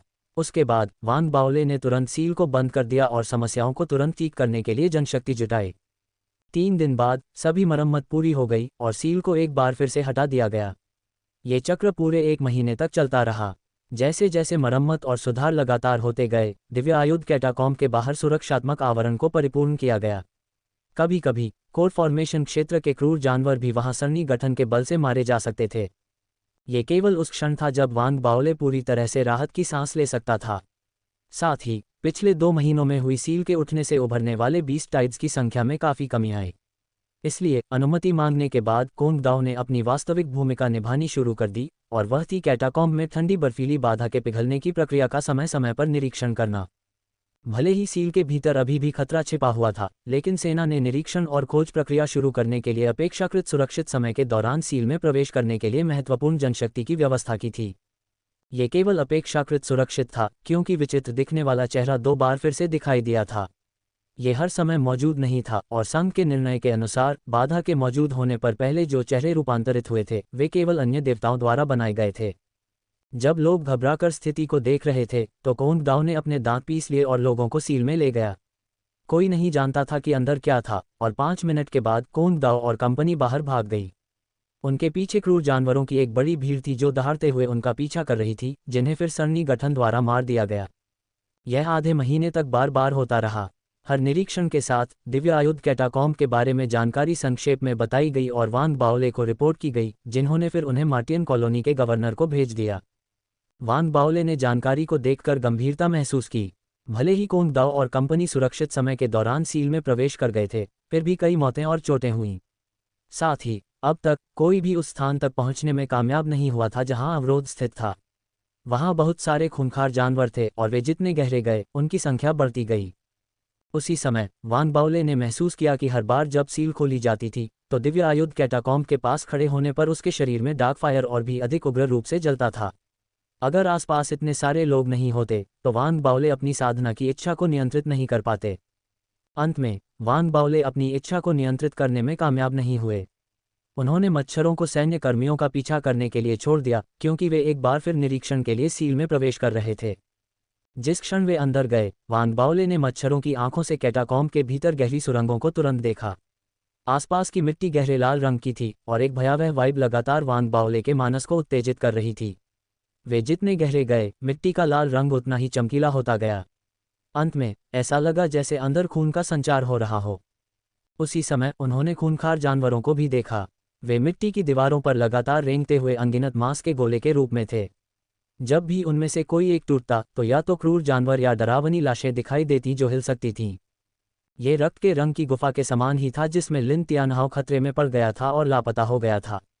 यह कोई आश्चर्य की बात नहीं थी कि मार्टियन कॉलोनी के गवर्नर, साथ ही अन्य लोगों ने सोचा था कि रक्त के रंग की गुफा किसी तरह दिव्यायुध से संबंधित थी। अपनी सांस रोककर वान बाओले ने 9 मच्छरों को सैन्य साधकों का अनुसरण करने के लिए एक सभास्थल पर नियंत्रित किया। ये सबसे गहरा बिंदु था जहां कोंग दाओ के नेतृत्व में सेना पहुंच सकती थी। हालांकि यह अभी भी अवरोध से कुछ दूरी पर था, लेकिन वहां बहुत सारे मांस के गोले थे। थोड़ी सी भी हलचल उन्हें जगह देती थी और जब तक वे सभी साफ नहीं हो जाते, आगे बढ़ना मुश्किल होता। इसलिए उनके चारों ओर धार्मिक कलाकृतियां रखने के बाद सेना जल्दी से पीछे हट गई। हालांकि वान बाओले द्वारा नियंत्रित मच्छर पीछे रह गए। वान बाओले चुप रहा और दृढ़ निश्चय के साथ उसने 9 मच्छरों को नियंत्रित किया और भूमिगत तहखाने में और भीतर चला गया। सैन्य साधकों के बिना 9 मच्छर और भी अधिक गति से आगे बढ़े। वान बाओले को भी नहीं पता था कि वे कितनी दूर गए और वह केवल एक मोटे अनुमान पर निर्भर हो सकता था। अपनी वर्तमान साधना के स्तर के साथ उसने अभी भी मच्छरों के साथ लगभग सभी संबंध खो दिए थे। जब वह नियंत्रण की सीमा पर पहुंचा तो उसने आखिरकार गुफा का अंत देखा। वहां ठंडी बर्फ की सील का एक विशाल टुकड़ा था जिससे भयावह ठंड निकल रही थी। उसी समय वान बाओले के विस्तृत रूप से देखने से पहले ही ठंडी बर्फ अचानक कंपन करने लगी और एक विशाल चेहरा जो बेहद भयावह लग रहा था प्रकट हुआ। ये वान बाओले द्वारा नियंत्रित 9 मच्छरों को ध्यान से घूरता रहा और अचानक बोला, डार्क चाइल्ड। वह आवाज़ पृथ्वी की भाषा में नहीं बोल रही थी और इसके बजाय एक ऐसी भाषा थी जिसे वान बाओले ने पहले कभी नहीं सुना था। यह एक अभिशाप की तरह लग रहा था और जिस क्षण यह उभरा, यह मच्छरों के माध्यम से वान बाओले के दिमाग में जोर से फट गया, जिससे वह कांपने लगा और उसकी सांसें तेज हो गईं। यहाँ तक कि उसके शरीर में मौजूद डार्क फायर भी लगभग नियंत्रण से बाहर हो गया था। जिस बात ने उसे और भी हैरान कर दिया वह ये थी कि भले ही उसने पहले कभी दूसरे पक्ष द्वारा इस्तेमाल की गई भाषा नहीं सुनी थी, लेकिन किसी कारण से जब यह उसके दिमाग में गूंजी तो उसे पता चला कि वह वास्तव में इसे समझ गया है। इस मामले पर ज्यादा सोचने की जरूरत नहीं थी। वान बाओले जानता था कि वह जो कहा जा रहा था उसे क्यों समझ पा रहा था। वह डार्क आर्ट का अभ्यास कर रहा था। वान बाओले नए शहर के क्षेत्र के कमांड सेंटर में था और उसके चारों ओर लोग थे। उसके शरीर के अंदर मौजूद डार्क फायर अचानक से भड़क उठी थी और कमांड सेंटर के अंदर ठंडक पैदा कर दी थी। अचानक आई ठंड ने ली और बाकी सभी को चौंका दिया। वे इसके स्रोत की जांच करने ही वाले थे कि सीलबंद दिव्य आयुध कैटाकॉम्ब अचानक से गड़गड़ाहट करने लगे। कैटाकॉम्ब से अचानक एक चौंकाने वाली ठंड निकली। विशाल चेहरा फिर से दिखाई दिया, सील से दबा हुआ। यह अपने पिछले दिखावे से अलग लग रहा था। ऐसा लग रहा था कि यह चीख रहा है। ये वही कुछ शब्द बार बार चिल्ला रहा था, डार्क चाइल्ड, डार्क चाइल्ड। अप्रत्याशित और अचानक विस्फोट ने सभी का ध्यान तुरंत अपनी ओर खींचा। अचानक आई ठंड ने केवल दिव्य आयुध क्षेत्र को ही प्रभावित नहीं किया। यह विशालकाय चेहरे के प्रकट होने के साथ ही बाहर की ओर फैल गई और लीही और अन्य लोगों को सहज रूप से यह निष्कर्ष निकालने पर मजबूर कर दिया कि यह पहले की ठंड का स्रोत था। उन्होंने इस मामले पर और अधिक विचार नहीं किया। उनके चेहरों पर भय और आतंक छा गया और वान बाओले भी सख्त हो गए। उन्होंने तुरंत हाथ की मुहरों की एक श्रृंखला बनाई और कब्रिस्तान को बंद कर दिया। उन्होंने सुरक्षा को भी मजबूत किया। सरनी संरचनाओं की परतें तेजी से एक दूसरे के साथ जुड़ गईं। विशालकाय चेहरे के अचानक प्रकट होने के साथ साथ कई जानवरों की भीड़ बाहर निकली और वे टुकड़ों में कट जाने के कारण पीड़ा में चीखने लगे। विशालकाय को पीछे हटने में काफी समय लगा। सील किए गए कब्रिस्तान के आसपास का क्षेत्र एक बार फिर से शांत हो गया। कमांड सेंटर के लोगों ने राहत की सांस ली। वे तितर बितर होने से पहले कुछ देर तक स्थिति पर नजर रखते रहे। वान बाओले ने पूरी परीक्षा के दौरान एक भी शब्द नहीं बोला था। वह सीधे अपने घर वापस चला गया। फिर उसने उबकाई लेना शुरू कर दिया। उसकी आंखों में सदमा और चिंता थी। वह जानता था कि वह दूसरे प्राणी की बात क्यों समझ पा रहा था और वह जानता था कि डार्क आर्ट और दिव्यायुध कैटाकॉम्ब्स के बीच किसी तरह का संबंध था, लेकिन फिर भी वह तब हैरान और चिंतित हो गया था जब उसे डार्क चाइल्ड कहा गया था। ये संबोधन का एक रूप है। क्या डार्क आर्ट के सभी साधकों को डार्क चाइल्ड कहा जाता है? वान बाओले को बेचैनी होने लगी। उसने जल्दी से मुखौटा निकाला और अपनी शंकाओं का उत्तर देने के लिए लिटिल मिस्सी की तलाश में चला गया। हालांकि लिटिल मिस्सी बिना किसी निशान के गायब हो गई थी। उसे नहीं पता था कि ऐसा क्यों हुआ था। इससे कोई फर्क नहीं पड़ता कि उसने उसे कितनी बार पुकारा, उसने जवाब नहीं दिया या खुद को नहीं दिखाया। वान बाओले की चिंता बढ़ गई। हालांकि वह महसूस कर सकता था कि सीलबंद कब्रिस्तान में अपने मच्छरों को छोड़ने से डार्क आर्ट की उसकी साधना में काफ़ी वृद्धि हुई है। उसकी 3 डार्क फायर भयंकर और मजबूत जल रही थीं। वह कल्पना कर सकता था कि अगर वह व्यक्तिगत रूप से कब्रिस्तान के अंदर कदम रखता है तो उसकी साधना किस गति से बढ़ेगी। यह इतनी तेज होगी कि इसकी कल्पना नहीं की जा सकती। प्रगति की सामान्य दर के आधार पर मुझे अपनी प्राकृतिक प्रतिभा और दक्षता के बावजूद पूर्ण फाउंडेशन स्थापना क्षेत्र में प्रगति करने के लिए 1 या 2 साल की आवश्यकता होगी। यह अभी भी एक माध्यमिक चिंता है। मुख्य चिंता सीधा फाउंडेशन स्थापना क्षेत्र से कोर संरचना क्षेत्र में प्रगति करना है। यह एक बड़ी छलांग होगी। वान बाओले की आंखें चमक रही थीं। वह अब साधना के तरीकों में एक अनुभवहीन नौसिखिया नहीं था। उसने फाउंडेशन स्थापना क्षेत्र को तोड़ने के बारे में बहुत सारी सामग्री और जानकारी पढ़ी थी। वान बाओले अच्छी तरह से जानते थे कि संघ में हर राजनीतिक ताकत के पास कोर संरचना क्षेत्र के साधक हैं। पूरी साधक आबादी के दृष्टिकोण से एक कोर संरचना क्षेत्र का साधक शिखर पर था। चाहे कोई अपनी कोर संरचना क्षेत्र की साधना को गुप्त रखे या सार्वजनिक करे, पूरी आबादी में ऐसे साधकों की संख्या लगभग कुछ 100 थी। अधिकांश कोर संरचना क्षेत्र के शुरुआती चरण में थे। मध्य चरण और देर चरण के कोर संरचना क्षेत्र के साधकों की संख्या में तेजी से कमी आई। कोर संरचना क्षेत्र के सिद्ध चरण में उन लोगों के लिए पूरे संघ में उनकी संख्या 10 से भी कम थी। कोर फॉर्मेशन क्षेत्र के साधकों की तुलना में प्रत्येक राजनीतिक बल में सिद्ध फाउंडेशन स्थापना क्षेत्र के साधकों की संख्या काफ़ी अधिक थी। कई सौ अधिक थे। हालांकि उनमें से अधिकांश अपनी सीमा तक पहुंच चुके थे। उनकी साधना में एक और सफलता प्राप्त करना बहुत मुश्किल था। यही कारण था कि वान बाओले डार्क आर्ट पर दिव्य आयुध कैटाकॉम्ब के प्रभावों का पता लगाने के लिए उत्तेजित थे। हालांकि उन्होंने लापरवाही से काम नहीं किया। वान बाओले जानते थे कि नए मंगल क्षेत्र के मेयर के रूप में उनके पास मूल सरणी गठन के साथ साथ दिव्य आयुध कैटाकॉम्ब पर सील का आंशिक नियंत्रण था। वह अभ्यास करने के लिए कभी भी कैटाकॉम्ब में प्रवेश कर सकते थे। उन्हें ऐसा करने का अधिकार था। हालांकि सीलबंद दिव्य आयुध कैटाकॉम्ब के भीतर के खतरे अप्रत्याशित थे। वान बाओले की आंखें चमक उठीं। उन्होंने अपनी प्रबल इच्छाओं को दबा दिया और कुछ समय और इंतजार करने का फैसला किया, जब तक कि चीजें स्थिर न हो जाएं और अंदर सुरक्षित न हो जाएं। तब उनके लिए बहुत देर नहीं होगी। उसने मामले के पक्ष और विपक्ष को तौला। दिन ब दिन समय बीतता गया। नए शहर क्षेत्र का निर्माण जारी रहा और ली अपनी गुप्त योजनाओं को अंजाम देते हुए और भी बेशर्म हो गई। उसे विश्वास होने लगा कि अगर वह दिव्य आयुध प्रलय की सुरक्षा को संशोधित करने में सक्षम थी तो यह अधिक प्रभाव दिखाएगा। हालांकि यह ऐसा कुछ नहीं था जिसमें वह हस्तक्षेप कर सकती थी। दिव्य आयुध प्रलय की सील और रक्षा पूरी तरह से वान बाओले के अधिकार क्षेत्र में थी। यहां तक कि कोंग दाओ को भी हस्तक्षेप करना मुश्किल होगा। 6 महीने का समय आ गया था। दिव्य आयुध प्रलय से भागने वाले जानवरों की लहरें बार बार विनाश के बाद कम हो गईं और सरणी गठन मजबूत हो गया, जिससे एक अंतहीन चक्र बन गया। कोंग दाओ और उनके सैन्य साधकों के दल को प्रलय की बार बार खोज में हताहतों का सामना करना पड़ा। हालांकि वे प्रत्यक्ष जानकारी भी लेकर आए थे जिसने दिव्य आयुध प्रलय के बारे में समग्र ज्ञान को गहरा किया। वान बाओले ने विश्लेषण और मूल्यांकन के लिए जानकारी को मार्टियन कॉलोनी गवर्नर को वापस भेज दिया। बार बार किए गए अन्वेषणों के कारण कोंग दाओ और उनकी टीम कैटाकॉम्ब में और भी आगे और गहराई तक पहुंच गई। अब वे अपने अन्वेषण अभ्यासों का सही समय निर्धारित करने में सक्षम थे। वे दीवार के पास पहुंचते। इसके पास जाने में असमर्थ होने के बावजूद वे दूर से क्षरण की दर का निरीक्षण करने और परिवर्तनों को दर्ज करने में सक्षम थे। हालांकि दिव्य आयुध प्रलय के अंदर स्थापित धार्मिक कलाकृतियां केवल कुछ समय के लिए ही काम करती थीं। अन्यथा अन्वेषण अभ्यास काफ़ी कम चुनौतीपूर्ण होते। यदि सब कुछ योजना के अनुसार हुआ तो वान बाओले 2 सप्ताह के समय में राज्यपाल को अपनी मूल्यांकन रिपोर्ट प्रस्तुत करने में सक्षम होंगे। फिर वे नए शहर क्षेत्र में निवासियों के बड़े पैमाने पर प्रवास की व्यवस्था करने में सक्षम होंगे। पूरे नए शहर क्षेत्र का बुनियादी ढांचा पूरा हो चुका था। चाहे वह आवास हो या औद्योगिक एस्टेट, वे सभी का निर्माण किया गया था और बुनियादी आवश्यकताओं से सुसज्जित थे। नए शहर क्षेत्र में अब जो कमी थी वह थी आबादी। भले ही नए शहर क्षेत्र में लगभग कुछ 100,000 कर्मचारी थे, फिर भी यह एक विशाल स्थान था जिसे भरे जाने की प्रतीक्षा थी। सामूहिक प्रवास की व्यवस्था करने से पहले वान बाओले ने 2 सप्ताह और निगरानी करने का फैसला किया। वे आधे साल के निशान से 7 दिन दूर थे जब कुछ अप्रत्याशित हुआ। वान बाओले का प्रशिक्षण अचानक जल्दबाजी में अलार्म बजने से बाधित हुआ। उसने अचानक अपनी आंखें खोलीं। लिन तियानहाओ की आवाज़ उसी समय तेजी से पहुंची। मेयर, कोंग दाओ दिव्य आयुध प्रलय की खोज करते समय खतरे में पड़ गया। हमें नहीं पता कि वह मुठभेड़ में बच गया या नहीं। वान बाओले के चेहरे पर चिंता की लकीरें उभर आईं। वह अपने पैरों पर खड़ा हुआ और सीलबंद दिव्य आयुध प्रलय की ओर दौड़ा। जब वह पहुंचा तो लिन तियानहाओ और जिन डोमिंग पहले से ही वहां मौजूद थे। दोनों के चेहरे पर गंभीर भाव थे। सुरक्षा अवरोधों के माध्यम से वे सीलबंद प्रलय के अंदर जानवरों के झुंड को चिल्लाते हुए देख सकते थे। वे सरनी संरचनाओं के असंख्य तारों द्वारा टुकड़ों में काटे जा रहे थे।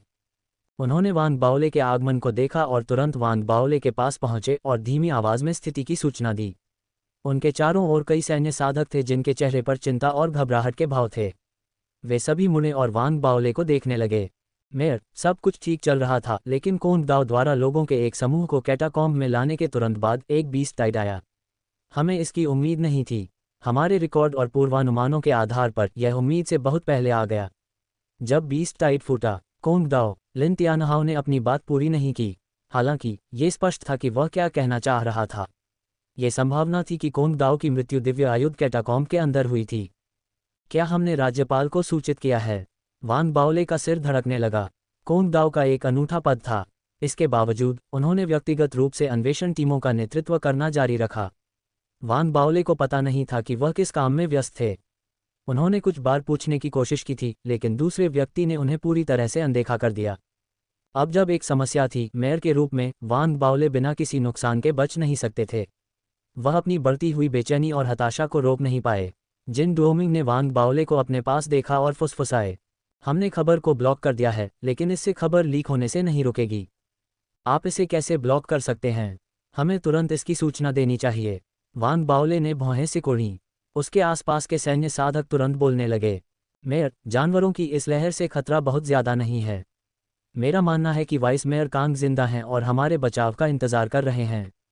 मेयर, कृपया आदेश जारी करें। हम जानवरों की इस लहर का सामना करने और बचाव अभियान चलाने के लिए भूमिगत कब्रिस्तान में जाने को तैयार हैं। मेयर, आप उसे मरते हुए नहीं देख सकते। वान बाओले पहले से ही उत्तेजित थे। अपने आसपास के लोगों की आवाज़ों की कर्कशता सुनकर वे क्रोधित हो गए। वे दहाड़े, चुप रहो। उनकी आवाज़ गड़गड़ाहट की तरह गूंजी, जो उनके आसपास के लोगों के कानों में गूंज रही थी।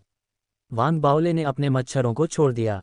वे जानवरों की लहरों में घुस गए और रास्ते में ही गहरे भूमिगत कब्रिस्तान में घुस गए। वे कोंग दाओ की तलाश में तेजी से उड़े।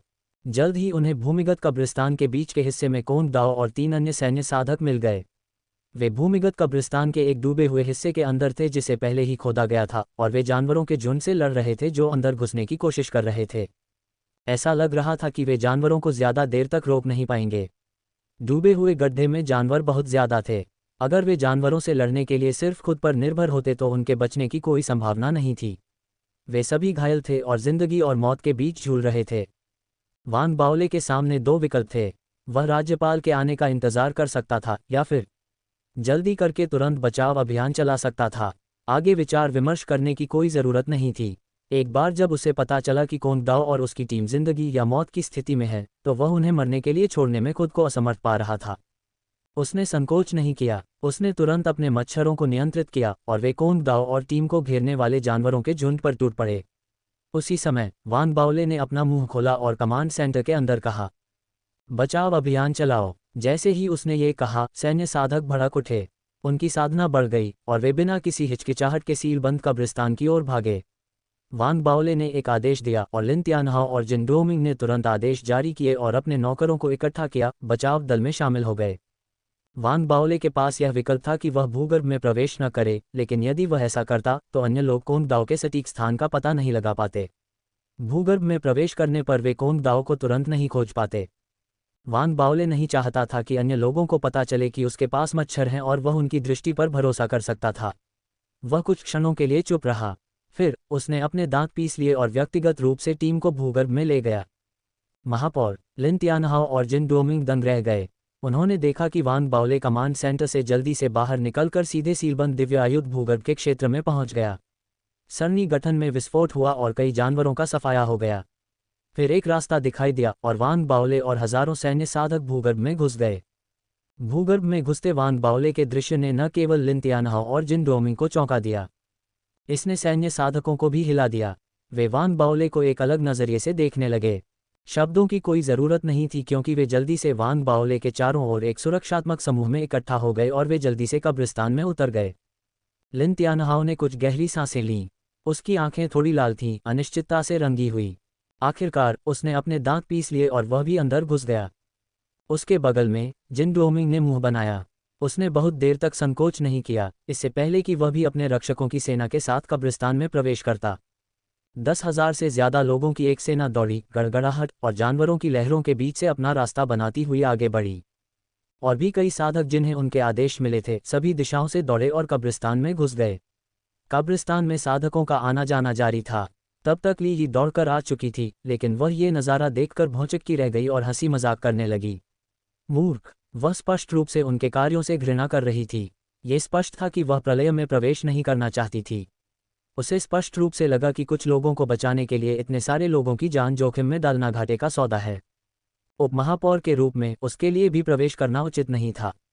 उसने वांग बाओले और बाकी लोगों की हरकतों को गैर जिम्मेदाराना और अपरिपक्व माना। उस विचार पर कमांड सेंटर के अंदर खड़ी ली की आंखों में एक चमक सी आ गई। उसके मन में एक विचार आया, अगर वांग बाओले अंदर मर जाता है तो मैं स्वाभाविक रूप से महापौर बन जाऊंगी। जब ली यी गहन विचारों में डूबी हुई थी, दिव्य आयुध प्रलय के अंदर वांग बाओले, लिन तियानहाओ और जिन डोमिंग के नेतृत्व में हजारों साधकों ने अपने उग्र विनाश और बचाव प्रयासों की शुरुआत की। प्रलय के अंदर सरणी गठन का प्रभाव मौजूद था, लेकिन ये गंभीर रूप से कमजोर था। इसका मतलब था कि सरणी गठन उतनी मदद नहीं कर सकता था।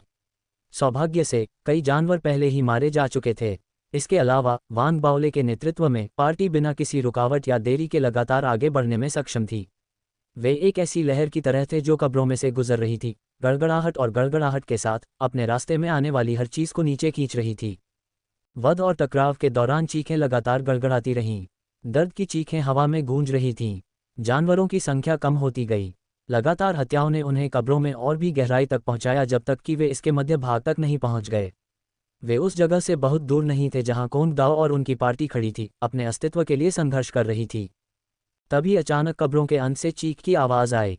यह अचानक गूंजी और जैसे ही यह कब्रों में गूंजी, अचानक ठंड का विस्फोट हुआ। यह एक अजीब सी ठंड थी, जैसे अचानक सर्दी आ गई हो। चारों ओर की दीवारों पर बर्फ की एक परत जम गई थी। बचाव दल पर चढ़े साधक हिंसक रूप से कांपने लगे। उनके चेहरों पर चिंता और सदमे की झलक दिखाई दी। ऐसा लग रहा था जैसे ठंड के साथ साथ एक अदृश्य शक्ति उतर आई हो और उनके शरीर को खा रही हो, उन्हें आत्मसात कर रही हो और उन्हें प्रलय का हिस्सा बना रही हो। जब ठंड उतरी तो उनके आसपास के जानवर पागल उन्माद में घिरने लगे। वे हिंसा से बेसुध हो गए। वे बिना सोचे समझे आगे बढ़े और हमला कर दिया। खतरे के सामने वांग बाओले की सांस एक पल के लिए रुक गई। दूसरे शायद नहीं जानते होंगे कि ठंड का क्या मतलब है, लेकिन वांग बाओले नहीं जानते थे।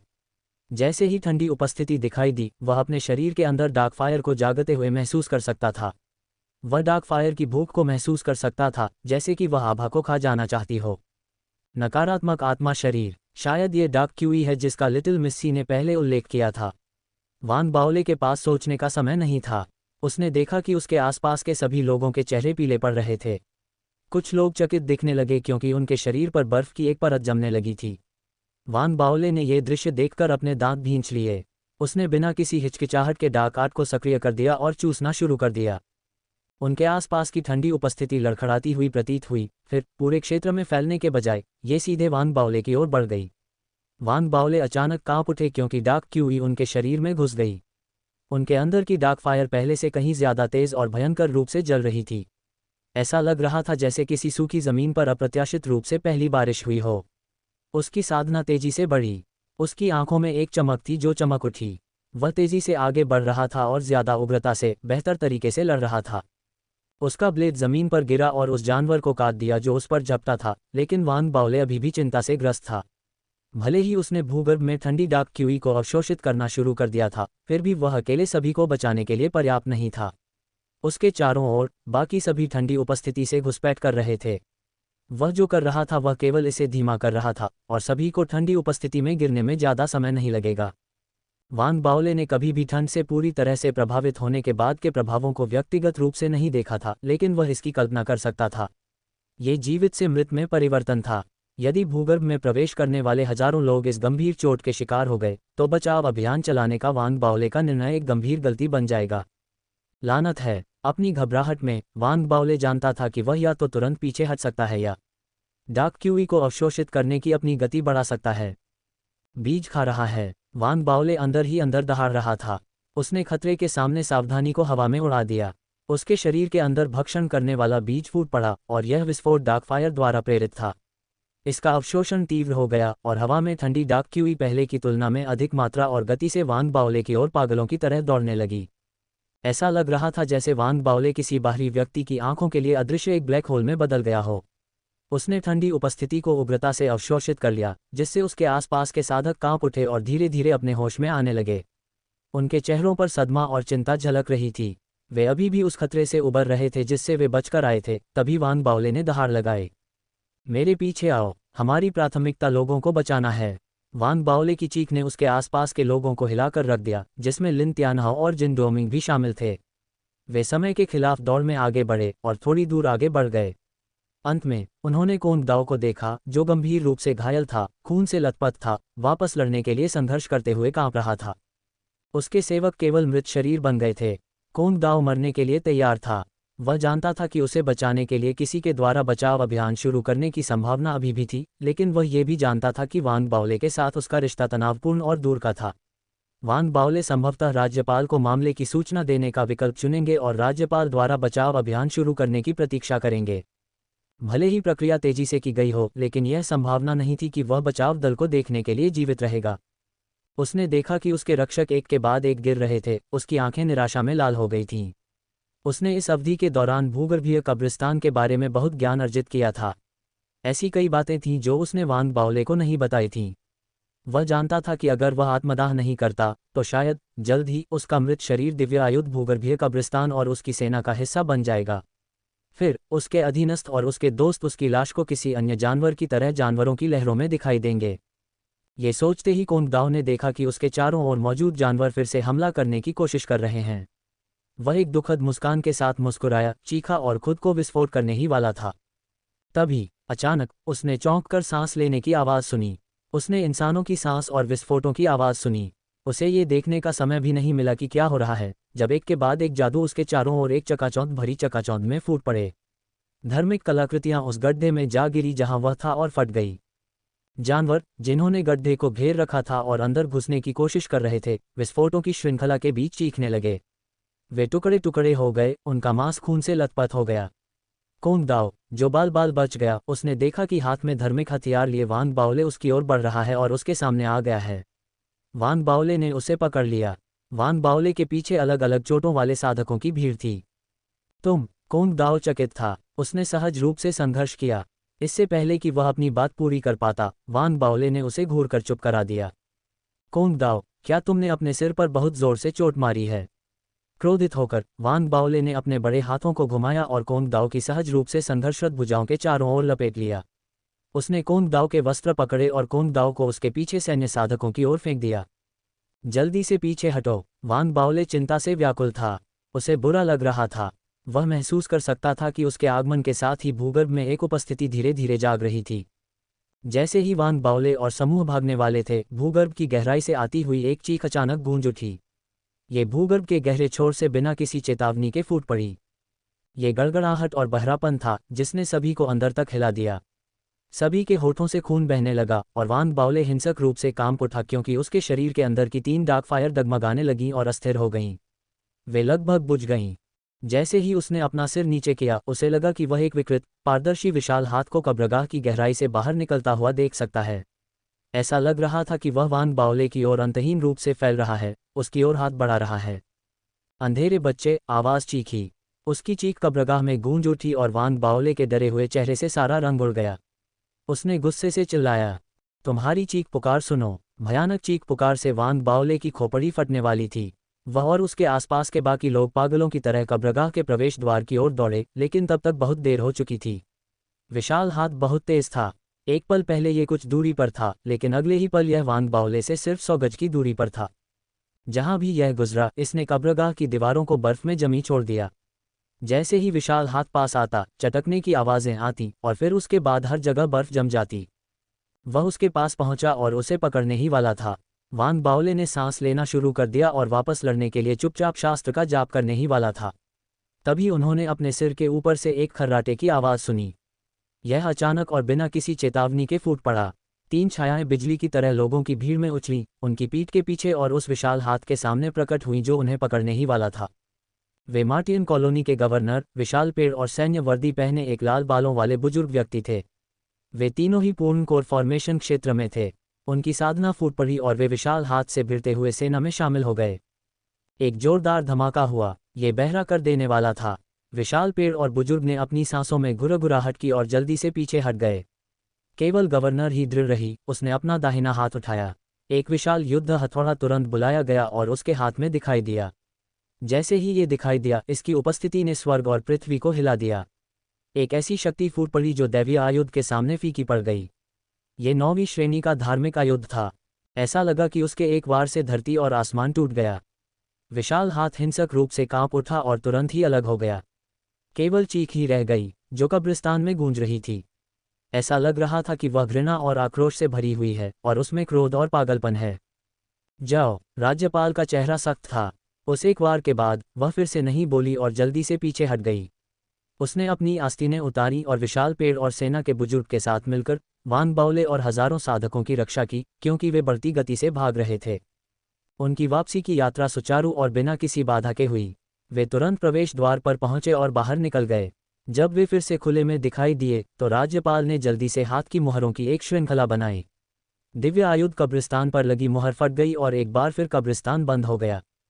उनके बाहर भागने के बाद भी वान बाओले का दिल तेजी से धड़क रहा था। वह राज्यपाल और उसके साथ आए जोड़े को घूरने से खुद को रोक नहीं पाया। वह जानता था कि राज्यपाल ने उसका नोटिस मिलने के तुरंत बाद टेलीपोर्ट कर दिया था। अगर वह ऐसा नहीं करती तो बचाव अभियान पूरी तरह से विफल हो जाता।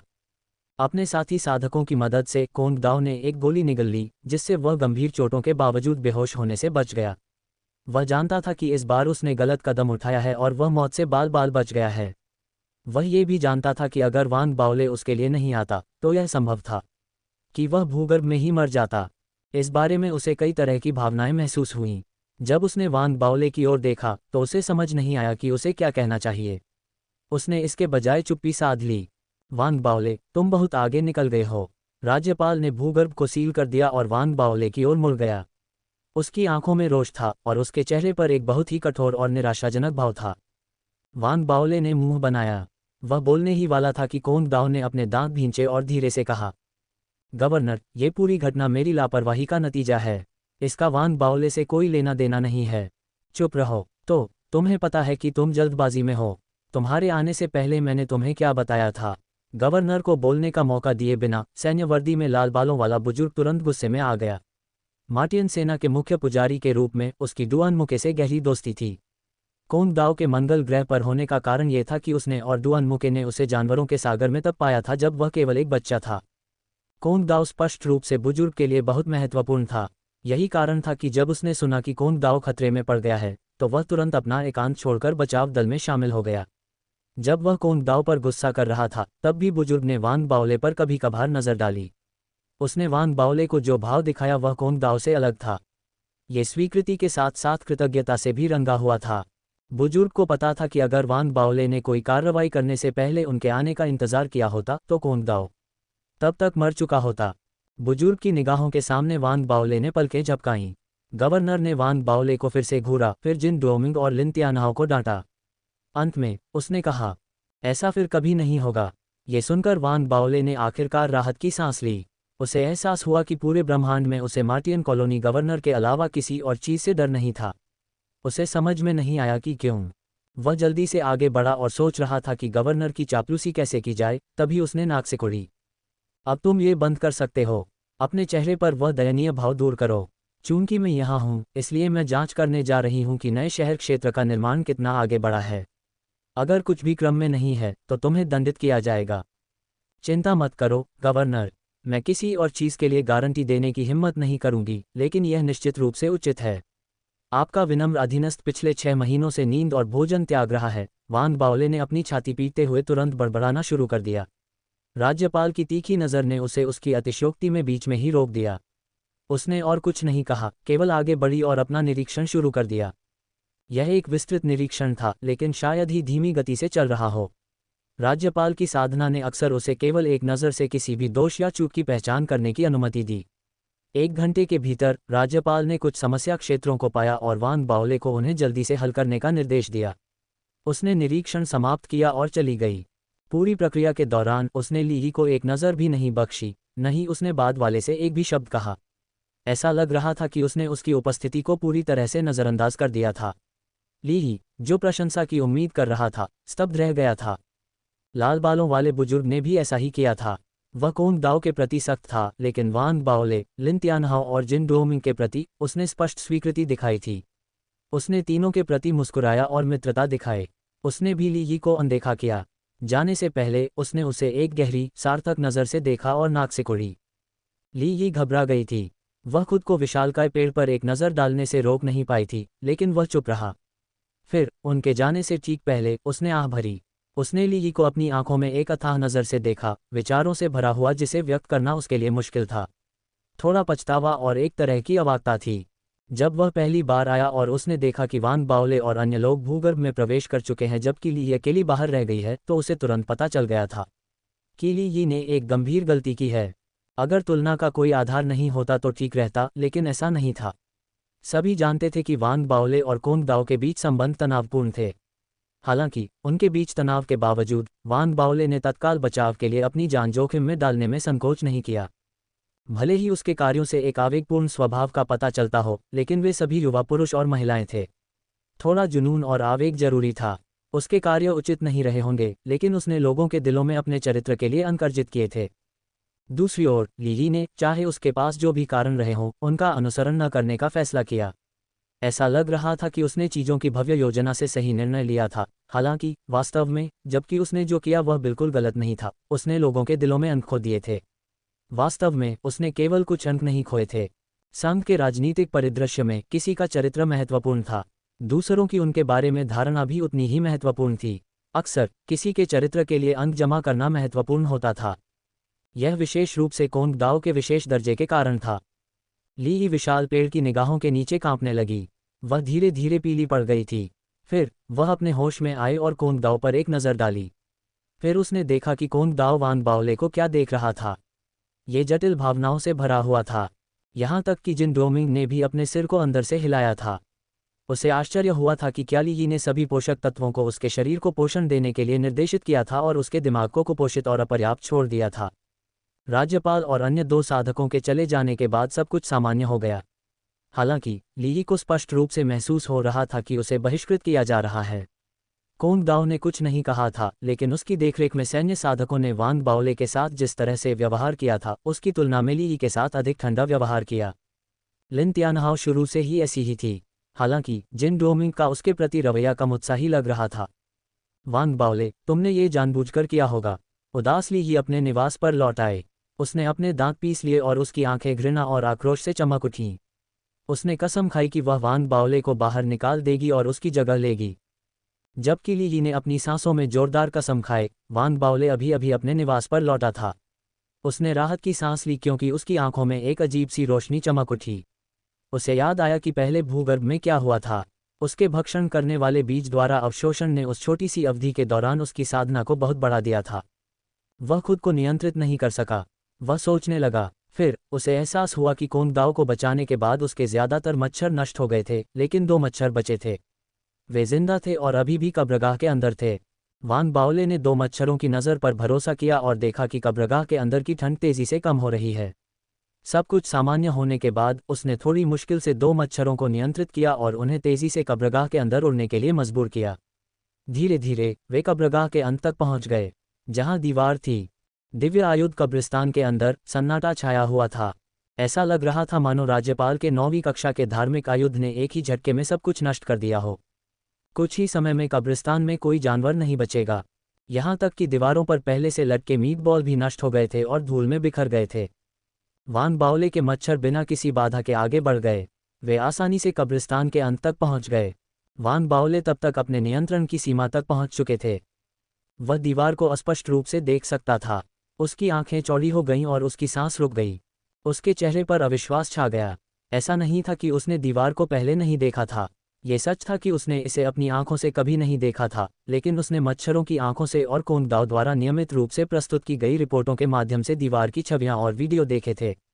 उसे दीवार बर्फ की एक मोटी दीवार के रूप में याद थी जो एक भयावह ठंडक छोड़ती थी।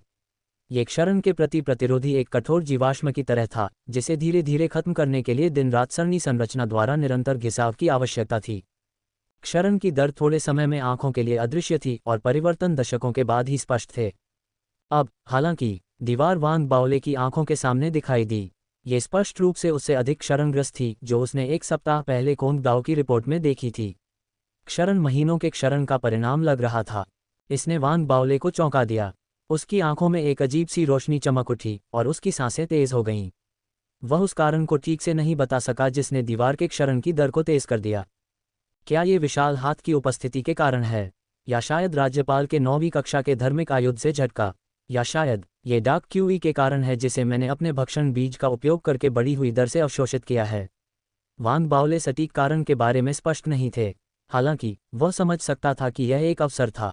भले ही वह पक्के तौर पर नहीं कह सकता था कि इस तीव्र क्षरण ने उसके लिए किस तरह के अवसर खोले। उसने उच्च अधिकारियों की आत्मकथाएं ध्यानपूर्वक पढ़ी थीं और उसके माध्यम से एक गहरी वृत्ति को विकसित किया था। उसकी वृत्ति उसे बता रही थी कि वह इस मामले पर आगे की खोज करने की कोशिश कर सकता है। यह विचार मन में रखते हुए वान बाओले ने तुरंत कोंग दाओ को बुलाया। कोंग दाओ अभी तक अपनी चोटों से पूरी तरह से ठीक नहीं हुआ था, लेकिन वह अच्छी तरह से ठीक हो गया था और वर्तमान में अच्छी स्थिति में था। यदि यह अतीत में होता तो शायद वह वान बाओले के बुलावे पर बहुत अधिक विचार नहीं करता और अपने स्थान पर एक डिप्टी को जवाब देने के लिए कहता। हालांकि अब वह क्षण भर के लिए चुप हो गया और व्यक्तिगत रूप से मिलने गया। उसने दीवार के बारे में वान बाओले की पूछताछ सुनी। कोंग दाओ ने जो कुछ भी जानता था उसे छिपाने का प्रयास नहीं किया। उसने दीवार के बारे में जो कुछ भी जानता था वह सब वान बाओले के साथ साझा किया, जिसमें कल दीवार के अवलोकन के दौरान उसने जो वीडियो रिकॉर्डिंग की थी वह भी शामिल थी। वान बाओले ने वीडियो देखा और उसकी आंखें चमक उठीं। कल की दीवार और आज की दीवार पूरी तरह से अलग अलग जीव थे। इससे वान बाओले को अपनी जांच का दायरा सीमित करने में मदद मिली।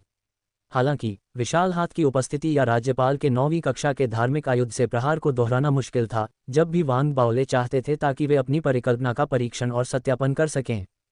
हालांकि वान बाओले के विश्लेषण के आधार पर विशाल हाथ की उपस्थिति हाथ में मौजूद रहस्य को सुझाने की कुंजी नहीं होनी चाहिए। ये भी असंभव लग रहा था कि 9वीं कक्षा के धार्मिक आयुध से प्रहार दीवार के तेजी से क्षरण का कारण था। अगर ऐसा होता तो संघ में विभिन्न राजनीतिक ताकतें यहाँ एक सरणी गठन स्थापित करने का विकल्प नहीं चुनतीं। वे बस बारी बारी से दीवार पर अपने 9वीं कक्षा के धार्मिक आयुध की शक्ति को उजागर कर सकते थे। राज्यपाल की पठन सामग्री ने पहले कहा था, केवल एक दिव्य आयुध ही दीवार को जबरन तोड़ सकता है। वान बाओले ने अपनी आंखें सिकोड़ लीं। उसका दिल तेजी से धड़कने लगा। उसके सामने सिर्फ एक ही चीज बची थी जिसे सत्यापित करने और जांचने की जरूरत थी। क्या उसके भक्षण करने वाले बीज का दीवार पर कोई प्रभाव था? यह विचार उसके दिल में एक झुलसाने वाली आग की तरह जल रहा था, भयंकर और उज्ज्वल। उसे नहीं पता था कि उसे इस सिद्धांत का परीक्षण क्यों करना था। उसकी सहज प्रवृत्ति ने उसे बस इतना बताया कि अगर वह वास्तव में यह सत्यापित कर सकता है कि भक्षण करने वाला बीज वास्तव में इसका कारण था तो यह उसके लिए एक अभूतपूर्व अवसर प्रस्तुत करेगा। वान बाओले ने अपने दिल के अंदर की जलन को दबा दिया और कोंग दाओ को भेज दिया। फिर वह सीलबंद दिव्य आयुध कैटाकॉम्ब की ओर दौड़ा। इस क्षेत्र पर सेना का नियंत्रण था। हालांकि वान बाओले के बचाव प्रयासों ने सभी सैन्य साधकों का सम्मान जीता था। वह महापौर भी था। कोई भी उसे रोकने की कोशिश नहीं करेगा और कुछ ने तो उसे अंदर ले जाने के लिए स्वेच्छा से आगे आए। वान बाओले नहीं चाहता था कि दूसरे लोग उसके प्रयासों को देखें। उसने विनम्रता से उन्हें ठुकरा दिया। फिर तेज दिल के साथ उसने अकेले कैटाकॉम्ब में प्रवेश करने से पहले अपने मच्छरों को क्षेत्र का पता लगाने के लिए भेजा। वह कैटाकॉम्ब में बहुत अंदर नहीं गया और एक उचित खंड पर रुक गया। उसने जांच की कि आसपास कोई खतरा तो नहीं है। फिर अपने उत्साह को नियंत्रित किया और अपने भक्षण बीज को सक्रिय करते हुए डार्क आर्ट का उपयोग किया। तुरंत कैटाकॉम्ब की गहराई से ठंडी आभा का एक झोंका फूट पड़ा और उसकी ओर बढ़ गया। वान बाओले एक विशाल भंवर में तब्दील हो गया जिसने ठंड को अंदर की ओर खींचा। उसी समय उसने अपने ध्यान का एक हिस्सा उन मच्छरों पर केंद्रित किया जो कि कब्रिस्तान के अंत में दीवार के पास पहुंच गए थे, जिससे वे तेजी से उस क्षेत्र की जांच करने लगे। वान बाओले ने जो देखा उससे वह कांप उठा। वह स्पष्ट रूप से देख सकता था कि दीवार तेजी से मिट रही थी क्योंकि उसका भक्षण करने वाला बीज मत रहा था। ये भक्षण करने वाला बीज ही था। वान बाओले ने होश संभाला। उसने अपने भक्षण करने वाले बीज को मथना बंद कर दिया और जल्दी से मुड़कर चला गया। वह जल्द ही कब्रिस्तान से बाहर निकल गया और उसे बंद कर दिया। वान बाओले अपने निवास पर लौट आया। वह ध्यान करने के मूड में नहीं था। इसके बजाय वह अपने निवास में चहलकदमी करने लगा। यह एक अवसर है, मुझे सोचना चाहिए, मुझे इसे कैसे खेलना चाहिए ताकि मैं इस अवसर का पूरा लाभ उठा सकूं। मुझे ये कैसे करना चाहिए। वांग बाओले की आत्मा क्यूई में हलचल मच गई क्योंकि उसके दिमाग में अनगिनत विचार कौंध रहे थे। वह गहन सोच विचार से थक गया था, इसलिए उसने कुछ स्नैक्स निकाले और अपने विचार मंथन को जारी रखते हुए खाना शुरू कर दिया।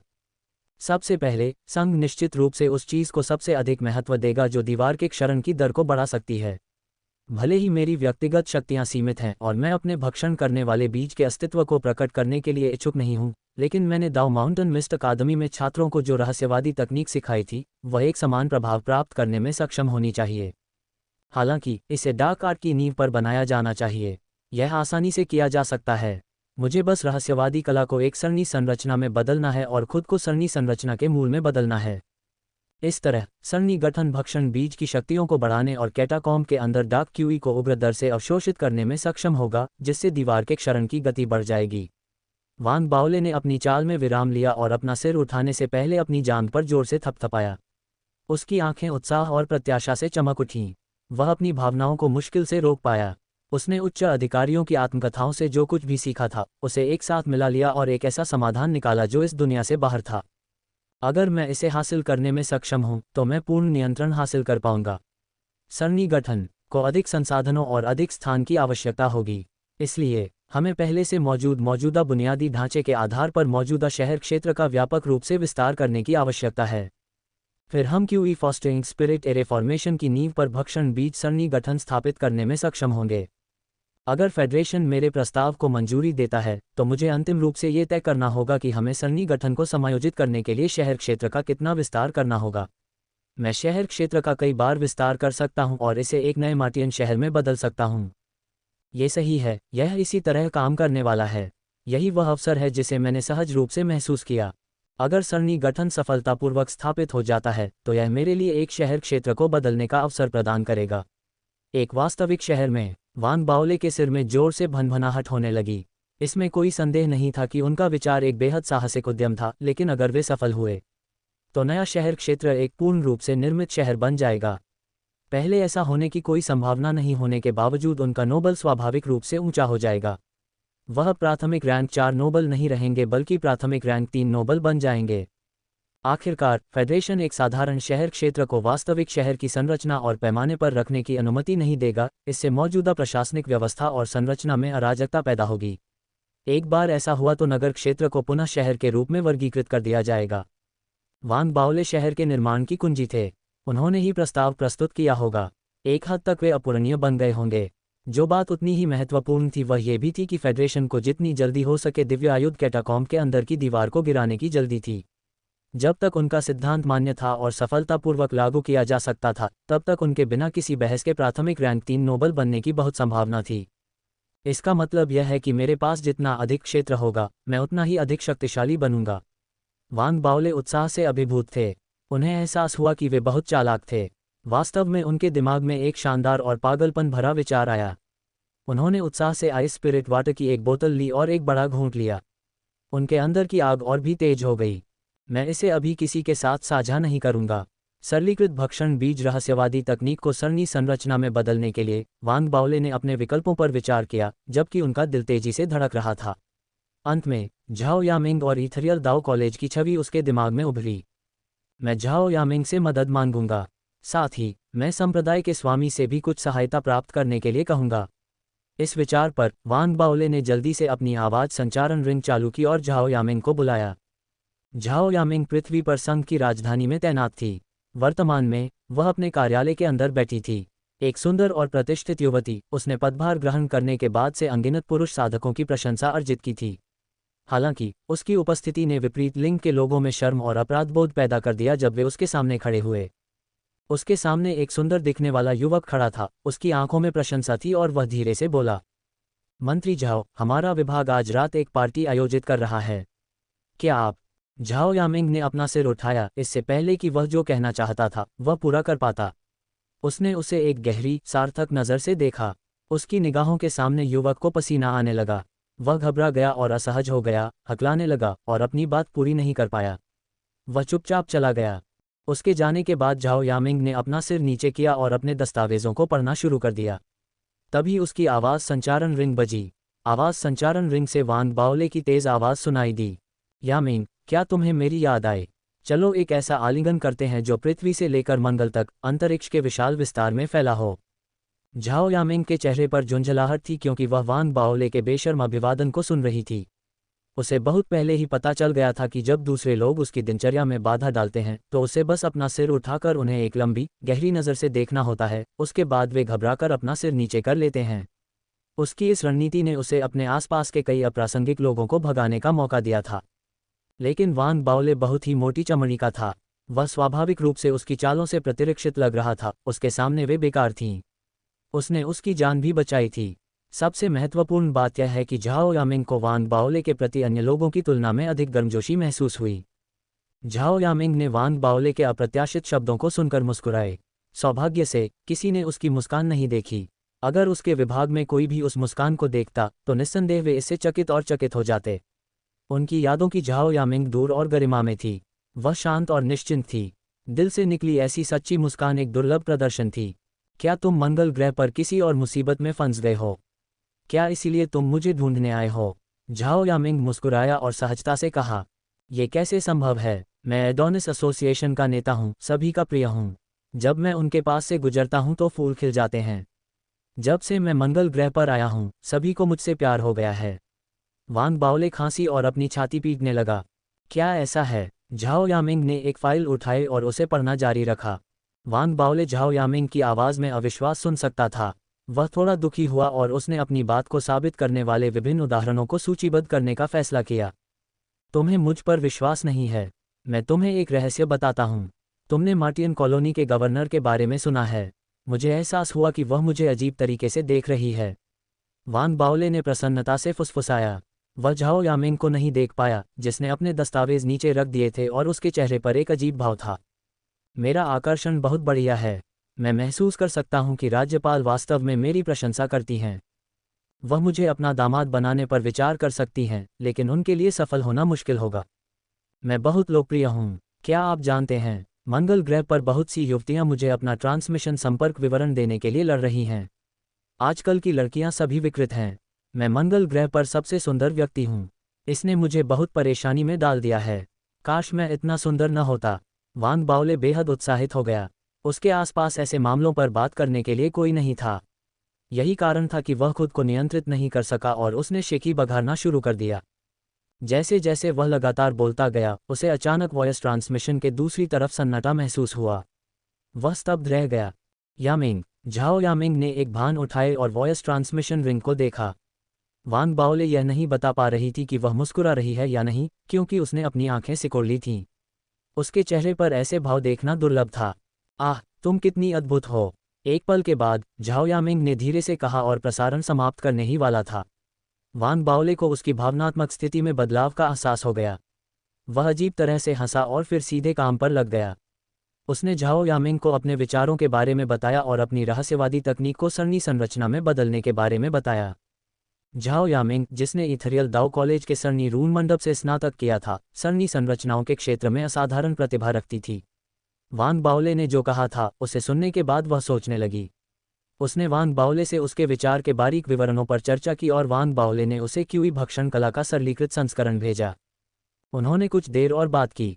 वान बाओले ने झाओ यामिंग को यह भी बताया कि वह इस मामले के बारे में संप्रदाय के स्वामी को सूचित करेगा और वह झाओ यामिंग के साथ मिलकर सरणी निर्माण का अध्ययन करेगा। उनका प्रसारण समाप्त हो गया। झाओ यामिंग ने अपनी आवाज़ संचरण रिंग को नीचे कर दिया। उसे नहीं पता था कि क्यों, लेकिन वान बाओले की शेखी बघारने की आवाज़ उसके सिर में दिखाई दी। उसने अपनी आवाज़ संचरण रिंग चालू करने से पहले थोड़ा सोचा। उसने एक संपर्क नंबर पाया और कॉल करने की कोशिश की। थोड़ी देर तक चैट करने के बाद वह आखिरकार वान बाओले द्वारा दी गई सरलीकृत क्यूई भक्षण कला का अध्ययन करने के लिए प्रसन्न होकर चली गई। उसी समय वान बाओले ने तुरंत संप्रदाय के स्वामी से संपर्क किया था। उसने अपनी महत्वाकांक्षाओं को नहीं छिपाया। संप्रदाय के स्वामी को वान बाओले के विचारों को सुनकर आश्चर्य हुआ। उसने कुछ सांस ली और उसकी आंखें चमक उठीं। बाओले, क्या तुम्हें यकीन है कि यह सरणी निर्माण दीवार के क्षरण को गति देगा? संप्रदाय के स्वामी, मैं अपने 4 उप महापौरों की जिंदगी की कसम खाता हूँ। संप्रदाय के स्वामी ने जब ये सुना तो वह चुप हो गए। उन्हें एहसास हुआ कि उन्हें यह पुष्टि करने की कोशिश नहीं करनी चाहिए थी कि योजना संभव है या नहीं। वह व्यंग्यात्मक ढंग से मुस्कुराए। ठीक है, जब तक आप सुनिश्चित हैं, मैं सरणी गठन के संशोधन के बारे में झाओ यामिंग से संपर्क करूंगा और उसके नेतृत्व का पालन करूंगा। हम साथ मिलकर काम करेंगे और इसे गुप्त रखने में आपकी मदद करेंगे। बातचीत समाप्त हो गई। वान बाओले ऊर्जा और उत्साह से भरे हुए थे। उन्हें लगा जैसे कि एक बिल्कुल नई दुनिया के दरवाजे खुल गए हैं। उनके पास सब कुछ सुचारू रूप से चल रहा था। अब उन्हें केवल सरणी गठन की आवश्यकता थी। एक बार जब सरणी गठन सफल माना जाता तो वह प्राथमिक रैंक 3 नोबल बन जाते। वह खुशी से बाहर चला गया और निरीक्षण का एक दौर किया, गधे को देखा। चूंकि वह बहुत उत्साहित था, इसलिए उसने दुर्लभ काम किया और गधे की दिशा में एक लात नहीं मारी। उसने गधे के सिर पर थपथपाया, उसकी आंखें उसके लिए कोमल देखभाल से चमक रही थीं। गधे को लात मारने के लिए तैयार किया गया था, लेकिन ये दृश्य देखकर वह कांप उठा। उसकी आंखें सदमे और आतंक से चमक उठीं। उसे लगा कि वान बाओले उस समय असामान्य व्यवहार कर रहा था, जिससे वह घबरा गया। उसे लगा कि कोई आपदा आने वाली है। वह कांप उठा और वान बाओले के चले जाने के बाद भी अपने सदमे और भय से उबर नहीं पाया। उसने कुछ देर सोचा और आखिरकार चुपचाप वहां से चला गया, ये तय करते हुए कि वह इस अवधि के दौरान वान बाओले के सामने आने से बचेगा। वान बाओले ने अपना निरीक्षण समाप्त किया और अपना एकांतवास शुरू किया। रात बीत गई। दूसरे दिन चमकती आंखों और घने दुम वाले वान बाओले अपना निरीक्षण जारी रखने ही वाले थे कि अचानक उन्हें मार्टियन कॉलोनी के गवर्नर से एक आवाज़ मिली। गवर्नर ने वान बाओले के काम के बारे में पूछना शुरू किया, जिसने वान बाओले को आश्चर्यचकित कर दिया। वह कल ही गई थी और अपना निरीक्षण पूरा किया था। वह उसे आवाज़ क्यों भेज रही थी और नए शहर के क्षेत्र के बारे में क्यों पूछ रही थी? इसके बावजूद वान बाओले ने धैर्य और सम्मान के साथ फिर से सब कुछ रिपोर्ट किया। इससे पहले कि वह अपना काम पूरा करता, राज्यपाल को वान बाओले की एक चूक का पता चल गया। वह तुरंत गुस्से में आ गई और उसे वॉयस ट्रांसमिशन के लिए डांट लगाए। फ़ोन काटने से पहले उसे आधे घंटे तक डांटा गया। वान बाओले को अभी अभी मिली मौखिक फटकार से वह स्तब्ध था। काफ़ी देर बाद ही वह संभला। वह अपनी वॉयस ट्रांसमिशन रिंग को देखकर हैरान रह गया। उसे यह समझ में नहीं आया। राज्यपाल, जो हर समय व्यस्त रहती थी और उससे मिलने के लिए केवल आधे घंटे का समय निकाल पाती थी, ने उसे फ़ोन करके आधे घंटे के लिए डांटा था। उसने ऐसा क्यों किया? उसने खास तौर पर इसलिए फ़ोन किया ताकि वह मुझे डांट सके। क्या ऐसा हो सकता है कि कोई मेरी पीठ पीछे मेरे बारे में बुरा भला कह रहा हो? क्या कोई राज्यपाल को गुप्त रूप से रिपोर्ट दे रहा है? वान बाओले की आंखों में हिंसा की झलक देखकर वह चौंक गया। ये ली यी ही होगी। वान बाओले ने सोचा कि ली बहुत ही नीच है। उसने वास्तव में उसकी पीठ में छुरा घोंपने की कोशिश की। वह बेहद नाखुश था। तभी लिन तियानहाओ उनके काम की प्रगति की रिपोर्ट करने के लिए उन्हें ढूंढते हुए आए। उनके चेहरे पर एक सख्त भाव था। जैसे ही लिन तियानहाओ ने वान बाओले को देखा, उन्होंने तुरंत बात की और उनके शब्दों ने वान बाओले की आंखों को ठंडा कर दिया। मेयर, ली यी शहर के बुनियादी ढांचे के डिज़ाइन को एक तरफा रूप से संशोधित कर रही है। सतह पर ऐसा लगता है कि वह अनंत किले का निर्माण कर रही है, लेकिन वह वास्तव में गुप्त रूप से शहर का मॉडल बना रही है जिसे उसने परीक्षण के दौरान बनाया था। वान बाओले ने अपनी भौहें उठाईं। उसकी आंखें चमक उठीं। लिन तियानहाओ ने जल्दी से अपनी रिपोर्ट के निष्कर्षों को वान बाओले के साथ साझा किया। ली जो कुछ भी कर रही थी, उसमें बहुत सावधान थी। हालांकि वह अनिश्चित काल तक सब कुछ छिपा नहीं सकती थी। उसकी कभी कभार की लापरवाही लिन तियानहाओ ने पकड़ ली, जो उसे करीब से देख रहा था। उसने फिर आगे की जांच शुरू कर दी थी। उसके निष्कर्षों के परिणामों ने उसे भी चौंका दिया था। ली यी ने अपने अधिकार का इस्तेमाल किया और नए शहर क्षेत्र में कुछ क्षेत्रों के डिज़ाइन को संशोधित किया। शहर का बाहरी स्वरूप अनंत किले के डिज़ाइन पर आधारित लग रहा था, हालांकि डिज़ाइन के मूल और इसके आंतरिक बुनियादी ढांचे को वैश्विक धर्म शहर की नकल करने के लिए बदल दिया गया था। हालांकि वह बहुत सावधान थी। उसके कई संशोधनों को पहचानना मुश्किल था। लिन तियानहाओ ने उसे बहुत लंबे समय तक देखा था, इससे पहले कि वह ये पता लगा पाता कि वह क्या कर रही थी, और उसके छेड़छाड़ के सबूत उसके हाथ लग गए। रिपोर्ट सुनते ही वान बाओले गंभीर हो गए। उन्होंने ली को अधिक अधिकार दिए थे ताकि वह उसे गलती करते हुए पकड़ सकें। उन्हें उम्मीद नहीं थी कि वह इतनी हिम्मतवर होगी। उसने कोई साधारण गलती नहीं की थी। उसने जो किया था उससे व्यूह रचना के सुचारू संचालन पर असर पड़ेगा। अगर कोई अस्थिरता होती है तो उन पर जो विपत्ति आएगी, उसकी कल्पना भी नहीं की जा सकती। ये खासकर आसन सामूहिक प्रवास के साथ था। अगर निवासियों के बसने के बाद व्यूह रचना में कुछ गड़बड़ हुई तो परिणाम विनाशकारी होंगे। इस विचार से वान बाओले क्रोधित हो गए। उन्होंने तुरंत जिन डोमिंग, कोंग दाओ और ली को बुलाया। उसे तुरंत उनसे मिलना था। कोंग दाओ और जिन डोमिंग पहले पहुंचे। वे उसके कार्यालय में बैठे थोड़े आश्चर्य से वान बाओले के उदास चेहरे को देख रहे थे। उन्होंने लिन तियानहाओ और उसके चेहरे पर भावहीनता को भी देखा। कोंग दाओ और जिन डुओमिंग ने एक दूसरे को देखा लेकिन कोई सवाल नहीं पूछा। जल्द ही एक नाराज ली ही अंदर चली आई। इससे पहले कि वह बैठ पाती, वांग बाओले ने अपनी मेज जोर से पटक दी। ली ही, क्या तुम्हारे सिर पर गधे ने लात मारी है? या शायद किसी कुत्ते ने तुम्हारी आंत पर पेशाब कर दिया है जिससे यह इतनी ज्यादा सूज गई है? इतनी हिम्मत है तुम्हारी? उसकी हथेली उसकी मेज पर जोर से पटकी। वांग बाओले की उग्र दहाड़ एक तूफान की तरह उतरी जो अचानक कमरे में फूट पड़ी। वांग बाओले, तुम्हारा इससे क्या मतलब है? ली यी ने अपना सिर उठाया, उसकी आंखें बर्फीली दुश्मनी से चमक रही थीं। वह गुस्सैल भी थी। वह 4 दाव कॉलेजों द्वारा दिए जा रहे समर्थन से उत्साहित थी और इसलिए उसने वांग बाओले के गुस्से का सामना किया। मेरा इससे क्या मतलब है? वांग बाओले ने लिन त्यानहाओ की जैद स्लिप निकाली जिसमें उसकी रिपोर्ट के निष्कर्ष थे और उसे ली यी पर फेंक दिया। मैंने तुम्हें नए शहर क्षेत्र के निर्माण के लिए जिम्मेदार बनाया था। ऐसा करने के बजाय तुमने मेरी पीठ पीछे जाकर चुपके से उस शहर का मॉडल बनाया जिसे तुमने मुकदमे के लिए डिज़ाइन किया था। ली यी, क्या तुम विद्रोह शुरू करने की कोशिश कर रहे हो? या तुम मार्टियन परियोजना को नुकसान पहुंचाने और फेडरेशन के जनादेश के खिलाफ जाने की कोशिश कर रहे हो?